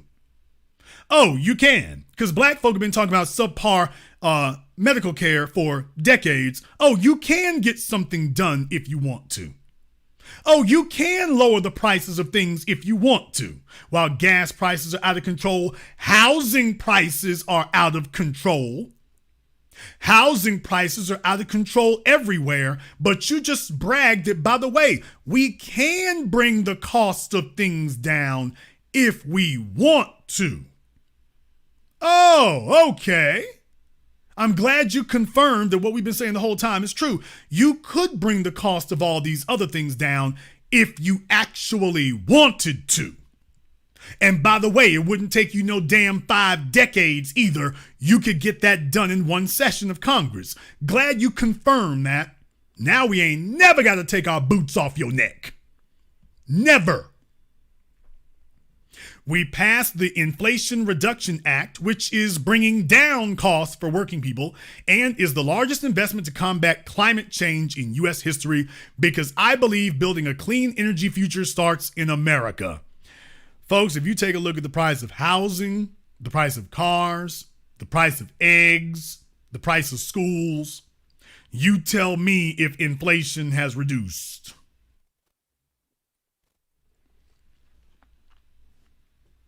Show me where inflation is reducing.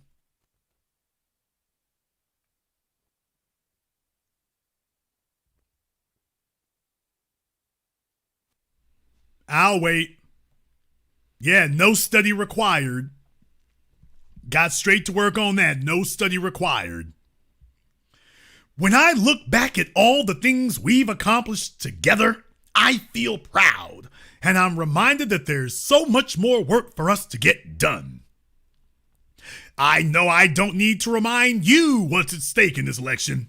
The MAGA Republicans in this race want to drag us backward.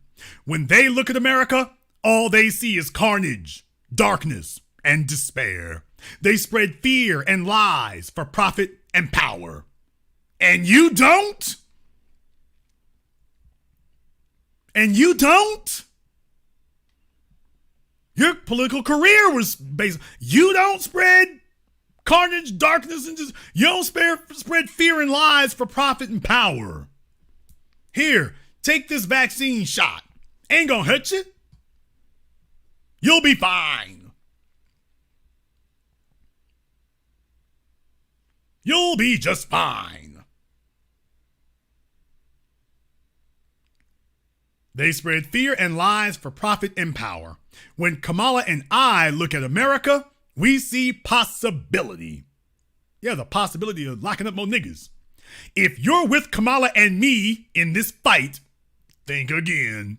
Can you pitch in a donation of $25 right now? I could pitch in a donation of $50 right now. Ain't gonna do it. Grassroots contributions from supporters like you. Who told you I was a supporter? That nigga lied. Are laying the strong foundation we'll need to win in 2024. Not if I have anything to say about it. In the last 2 years, if the last 2 years show you anything, oh, they showed me plenty, it's that there's not a single thing beyond our capacity if we do it together. I am proud to have you in my corner. Y'all, if this was a prize fight and I was in Joe's corner, okay. Do y'all really think Joe, if this is a prize fight, do y'all really think Joe wants me over in his corner?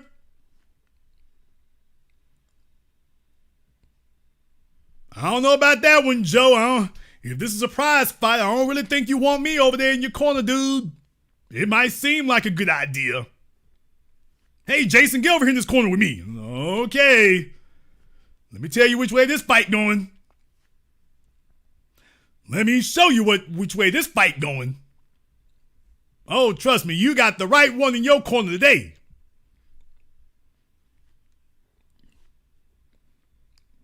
Thanks, Jason. We're going to win. I know exactly how the election's going to end, but that winning part, yeah. No, Joe. No. Not if I got something to say about it. No. If I have something to say about it, Kamala Harris can get started on her damn OnlyFans. If I have anything to say about it, Kamala Harris, Michelle Obama, they can all get started on their OnlyFans tonight. Don't worry about the election. That's already took care of. What you need to worry about is what pricing tier you gonna make. Kamala, you and Joe Smith's wife. Let her give you some hints on how to get that OnlyFans popping. I bet y'all she wouldn't be doing no flicked ass dance moves over there. Oh, I bet you she would know how to throw them hips if she had her OnlyFans. I bet you it wouldn't be none of that damn mayo twisting she do. She'll know what to do over there. Watch.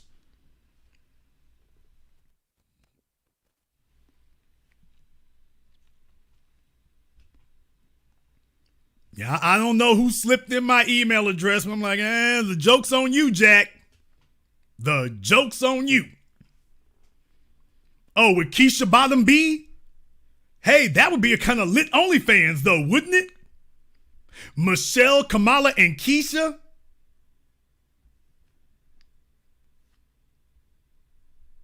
They can call their little group MK? Michelle, Kamala, and Keisha? That would actually be kind of a little lit OnlyFans when you think about it. Yeah, that might be worth throwing a few dollars. Not no grands. No, not no grands now. That $25 is, I don't know, not no grands. It's not going to be thousands now. Hold on a minute. I might put a third of a tank of gas on it. We'll see. I'm just saying, every time they turn around, they're trying to show off their damn dance moves. You can call them aunties gone wild. You know Keisha is waiting for her close-up. Y'all know that, don't you? Oh, you thought Lala Anthony was bad? Don't y'all know Keisha is just waiting for 50 Cent to give her the phone call? I could walk down here on Sprague Street and go knock on the door of Millennium Studios and Let 50 know, but don't y'all know Keisha is waiting for 50 to give her a call? I'm not joking. That's not a joke. I'm not kidding. No, I'm serious. I'm dead ass serious. Keisha is waiting to get that Mary J. Blige phone call. Keisha is waiting for 50 or somebody like that to give her the phone call.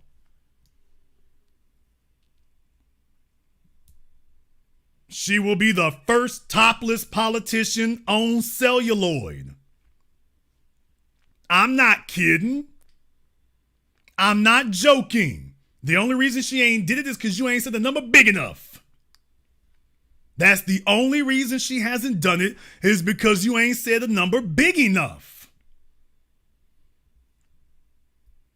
But if you saying if the number was big enough, if that you stroke a check thick enough, oh, she just waiting for that one. No, I'm not joking. She's waiting for that one. She was the Magic City mayor. That's who she was. And that's why the Democrats chose her. They were like, she can be at the election poll or the stripper pole, one or the other. Tell me what she has succeeded at outside of that. Tell me where she has succeeded outside of those two arenas. I'll wait.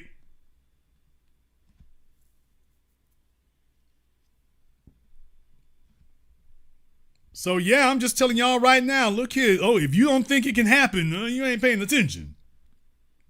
If you don't think it can happen, you are not paying attention. The past is the best indicator of the future. And if somebody at Stars or Showtime was swinging the check thick enough, she just got out here talking about reproductive rights and what the hell that got to do with anything. She would start talking about reproductive rights and women in control of their bodies and this, that, and the other. That's what the hell she would say. Hell, the Democrats have already got their LGBT assistants. I mean, busting it wide in the middle of the Senate chamber. That's what they got going on right now. So Bill Clinton was taking the interns in the damn closet. Now the Senate staffers are doing their imitation of Caligula in the middle of the Senate floor. Buddy, what's next? What's next? Only thing next is to start twerking on the Oval Office desk. That's all that's left. I'm not breaking news. I'm just telling you right now, if the money dry up, oh, believe me, it sounds incredible, doesn't it? It sounds incredible, but it actually isn't. Oh, this is real. This is real. You're telling yourself, Jason, he wilding out. He's being entertaining. That couldn't actually happen. They wouldn't actually go there with it. Hell, the only reason Michelle Obama ain't did it is because Netflix has thrown enough millions to keep her off the pole.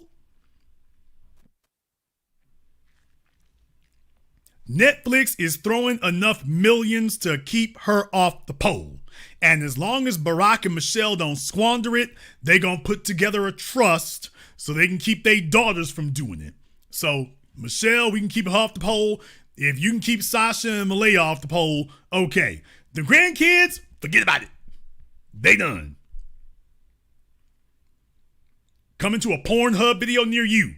But as long as Netflix keeps footing the damn tab, Michelle won't have to do nothing strange for some change. Kamala, she already knows, oh, you ain't gonna make it. Nobody is going to make a cable television show about the adventures of Kamala and Doug. Damn.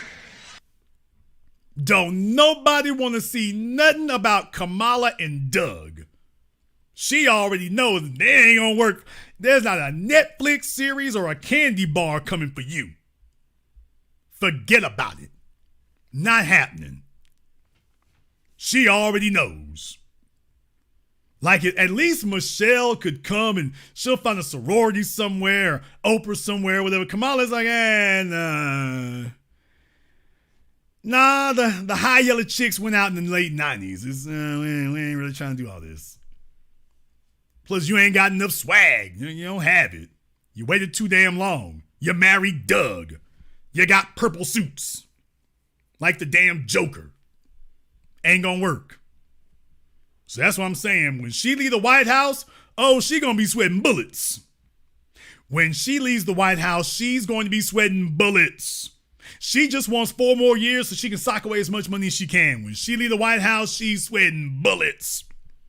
It's gonna be just her and Doug. Talk about boring and stale. They ain't got no kids. At least being vice president gives her a reason to get away from his ass for 300 days a year. Now she's gonna just sit there with him all the damn time.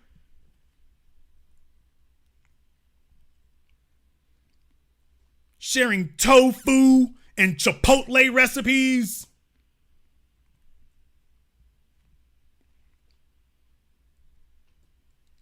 When a woman gets married, usually she wants a fella with some swag so he can elevate that image. At least Michelle had that with Barack's big balloon head ass. At least you kind of had that with him. At least he knew how to throw that smile on you. Doug, all right, this is just cringe between him and her. It's like, Mr. and Mrs. Cringe. I'll be damned. I bet you she calling up Disney, Hulu, Netflix, anybody, everybody. Can I get a gig? Can I get a podcast? I got to think about the future. Because y'all know Keisha. By the way, don't put it past me. Don't put it past me. I'm just waiting for Keisha, that last little Democrat money that Keisha got. I'm just waiting for that to dry up. When that last little bit of Democrat money that Keisha got dries up, I'm going to give her a ring. I'm going to give her a ring and offer her a co-host job. When that last little bit of money, when them last few pennies run out, I'll give her a call and see if we can do that. Don't worry, Keisha, I'll pay you more than Roland. Plus, you won't have so many cringeworthy moments. You'll be in the room with a fella who ain't looking at you like you a damn donut from Krispy Kreme. He's sitting there licking his lips.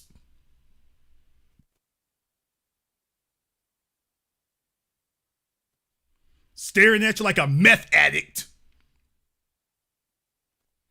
The nigga ain't blinked in 6 minutes. He's just sitting there across from you. Hey there, Keisha Bottoms. Hey, baby.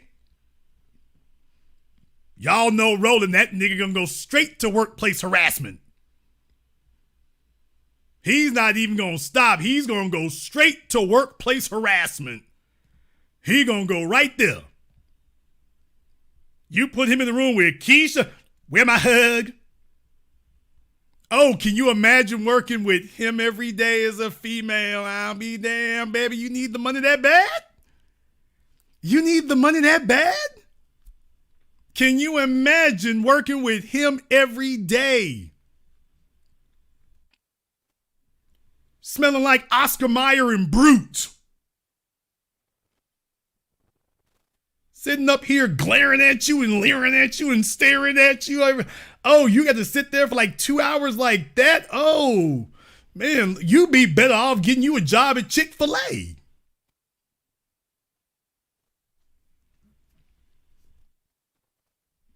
I'm just saying.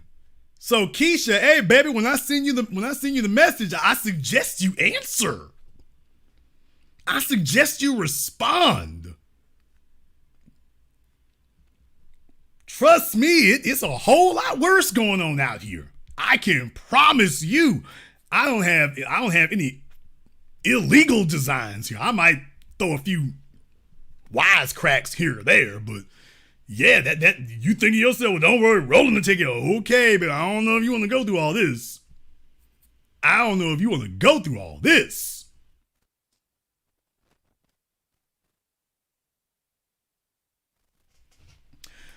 I'm just saying.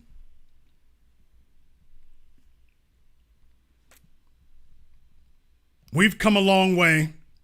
We've gotten a lot done, but we have a lot farther to go. But fortunately, I have all of you with me. And we do this on these holidays, and we will be back on New Year's, by the way. Damn! And just in case you were wondering, oh, we'll be back on New Year's. We sure will.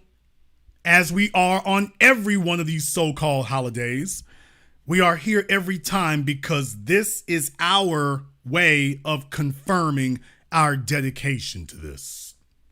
That this is really who we are, and this is really what we do, and we're really serious about this.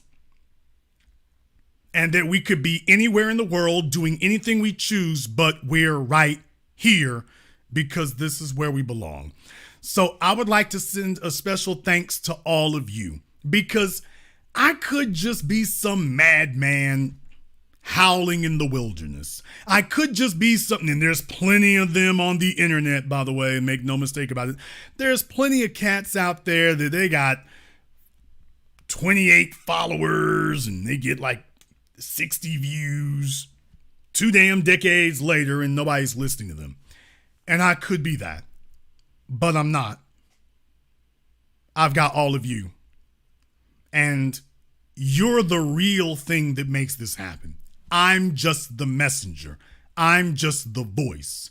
You are the message. So when Roland takes his shots at me, you notice he always says the same thing. That Jason Black, and if you listening to him, you's a damn fool. So you see who the real target is. The target isn't me.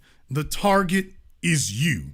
But then again, the target has always been you. And it will always be you. I'm just the metaphor. The real goal is to take down all of you. It would be useless and worthless to take down one man. Killing Dr. King was not the goal. Killing the movement was. Killing Malcolm X was not the goal. Killing the movement was. Killing Huey P. Newton and Fred Hampton was not the goal. Killing the movement was. Smite the shepherd and the sheep will scatter. That's always been the goal. What they didn't count on is that, by the way, I'm not a shepherd, I'm a fellow soldier.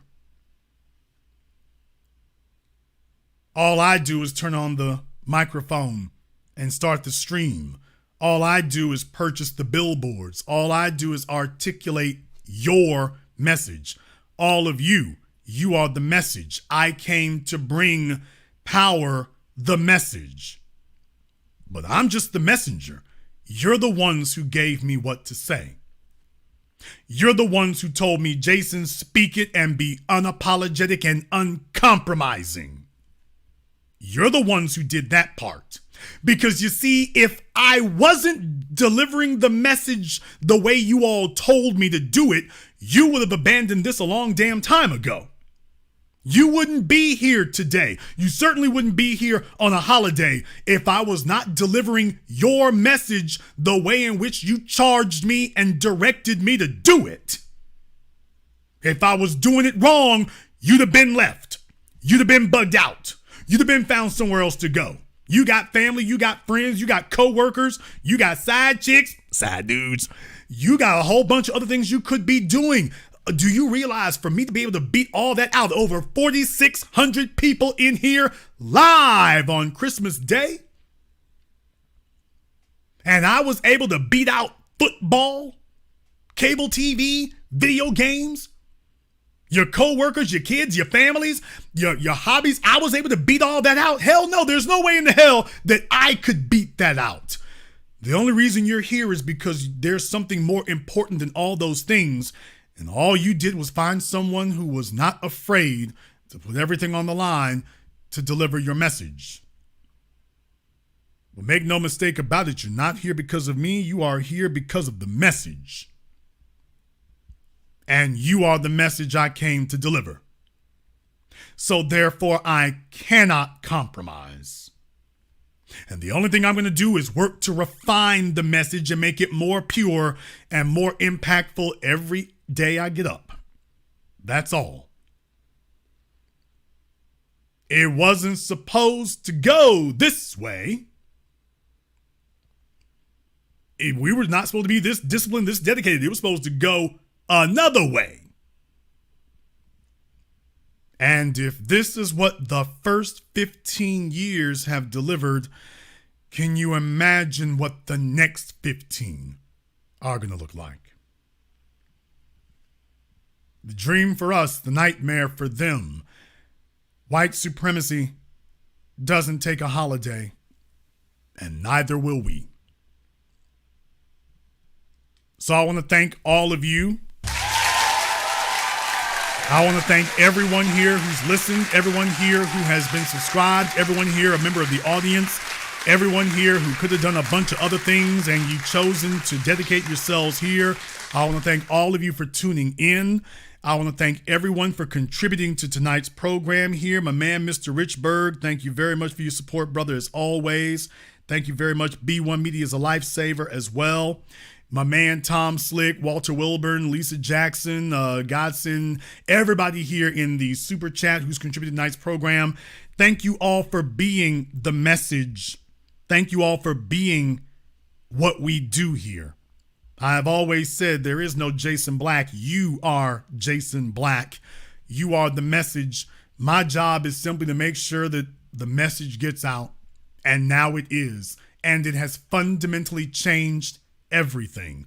American politics has moved in directions that a decade ago they told us was simply impossible. They told us that if we voted, we needed to vote for schools and we needed to vote for, quote, representation. And now, a decade later, the conversation has moved all the way away from that. But most importantly of all, people's actions have moved. Folks are saying we're not going to vote if you're not bringing tangibles, and tangibles are not some token jobs. We want the exact same thing that you're giving all these other folks times 100. You're bringing them tangible financial resources. That's what you need to park over here. Times 100 on account of the fact that we are 100 times more in need. And if that's not what we're voting for, we're not wasting the time to show up to cast yet another empty vote.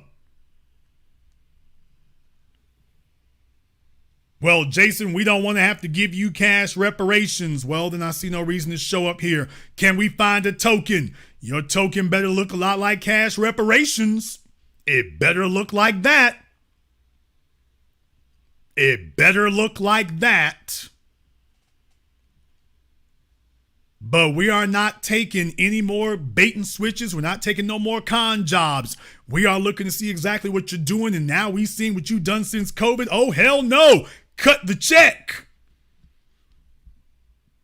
You don't feel awkward and you don't feel strange and you don't feel cringe bragging how you breaking the check off for non-citizens, LGBT, Asian community, Latino community, Native American. You bragging about that when you show up for us. Well, you know, it's real awkward if we do that, Dave. It would be real awkward. Well, damn it, it's going to be awkward. It's either going to be awkward when you comply and treat us like you do everyone else, or it's going to be super awkward when we don't show up. And you can send Roland Martin out to spaz out with his damn dining room tablecloth on. Y'all listen to that damn fool Jason Black. You can think that's going to win another year. But I'm just letting you all know right now, all the cards are on the table for this next presidential election. And I know you hear this all the time. Every election they say that, but this next election is pivotal. This next election is going to be a monument in American history. If the black vote does not show up for Joe Biden in the numbers that he needs, if Donald Trump retakes the White House, if you have to show the footage of Kamala Harris leaving in ignominy, no makeup, wearing her PTA clothes. Yeah, the irony. If that happens, that will be a bellwether moment in American history. And the very next morning, the news outlets, the websites, the podcasts, the commentators, the television stations, the newspapers, the publications, all the media outlets, that all eyes will be on Black society. All eyes will be here. I didn't say it's going to change what they ultimately will do next, but it will send the ultimate wake-up call to them that this is not a temporary situation that's going to die down, and if you just lay your head low, then Black folk are going to blow off some steam and then come to the polls and hold their nose and vote for you. This will be a historic moment if we're looking up in a year from now and they lose. It will get their attention from the very top of the political power structure to the very bottom of the grassroots. It will be Proposition 8 in California times 1,000. And when they see and notice that we really are this serious, that we really meant what we said, that you did not approach us with cash reparations, with cash tangibles, with cash payments, with direct financial resources, we ain't playing no damn games. When they see the results of ignoring that, it will be the ultimate gut check moment, because you sent them the ultimate message that if we cannot all be equally comfortable, then we will all be equally uncomfortable. And that if you are not going to build all of us up, then we going to burn all of it down. You will not scare us, intimidate us, shame us, gaslight us, fool us, deceive us into supporting you. We will only support you if you are supporting us, and you don't get to tell us what your support is. We named for you what it's supposed to be. You supposed to be showing up over here talking about, okay, here's what we getting done for you. You told us what you wanted, and that's what we're getting done. When it comes to the state of Israel, Israel tells you what you're supposed to be doing. When it comes to the LGBT, they tell you what they're supposed to be doing. The illegal aliens are telling you what they need.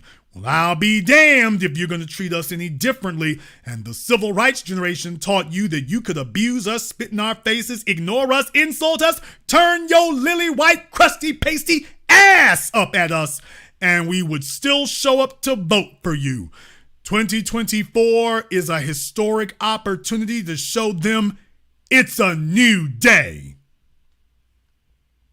And Joe Biden says that it's a day of darkness. That the MAGA Republicans, that when they look at America, all they see is, quote, carnage, despair, and darkness. They spread fear and lies for profit and power, so he's telling you that darkness in pursuit of profit and power. You know what? I like that. And if that's what it's going to be, damn it, that's what it's going to be. I'm not afraid of the dark. As a matter of fact, I'm kind of at home with darkness. And so hopefully by this time next year, we'll send them another message. Now, don't expect them to change, but expect them to be rocked on their heels and rocked to their core. And I will come back here and tell them what I said before. By the way, did you get the message? And if you did not, that's perfectly fine, because we can come back and do this all over again in 2026. What? And in 2028. And in 2030. And deal with it, nigga. We can just come back and do this every damn year.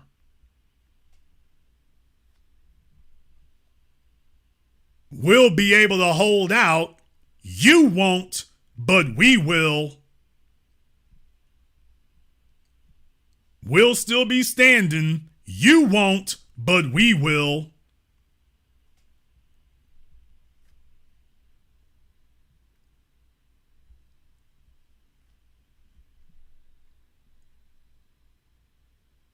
we're going to go ahead and wrap up tonight's program here. If you are new here to the Black Channel or to our holiday broadcast, welcome to the unapologetic, unadulterated, uncompromising home of intelligent Black thought. Click that red subscribe button. Click that yellow notification bell. Join us each and every time that we're here. If you haven't been to our website, blackchannelfilms.com, you want to go and check out our groundbreaking, best-selling documentary work, 7 a.m., Gentrified, Race War, all available on DVD and streaming. Go to blackchannelfilms.com. That is blackchannelfilms.com. I want to send a special thanks to everyone who has contributed to tonight's program on PayPal, CashApp, Super Chat, Venmo. I know that you're not rich. I know that you don't have unlimited resources. I know that you're going through things. I know you got things to pay for. I know that's what this whole work is about, is to make a brighter day where you're not under those kind of pressures all the time. I know it's not easy for you. I know that. And I just want to tell you, thank you for your token of appreciation. Thank you for your token of your effort. Thank you for showing that lip service is not service. Thank you for showing how real and dedicated you are to this. You are the unsung, unspoken heroes of this effort and this movement. And even if people don't know who you are, they won't sing your songs, they won't sing your hymns, they won't sing your praises. I want you to know Jason Black sees you. I've always seen you. I've always counted it. I've always appreciated it, and I always will. Thank you for your support. And this concludes tonight's broadcast of the Black Channel. I am your host, your brother, your humble servant, the Black Authority. And until next time, my brothers and my sisters from around the world, remember, eat this, drink this, sleep this, think this, breathe this, feel this, live this, love this, everything we are. Be one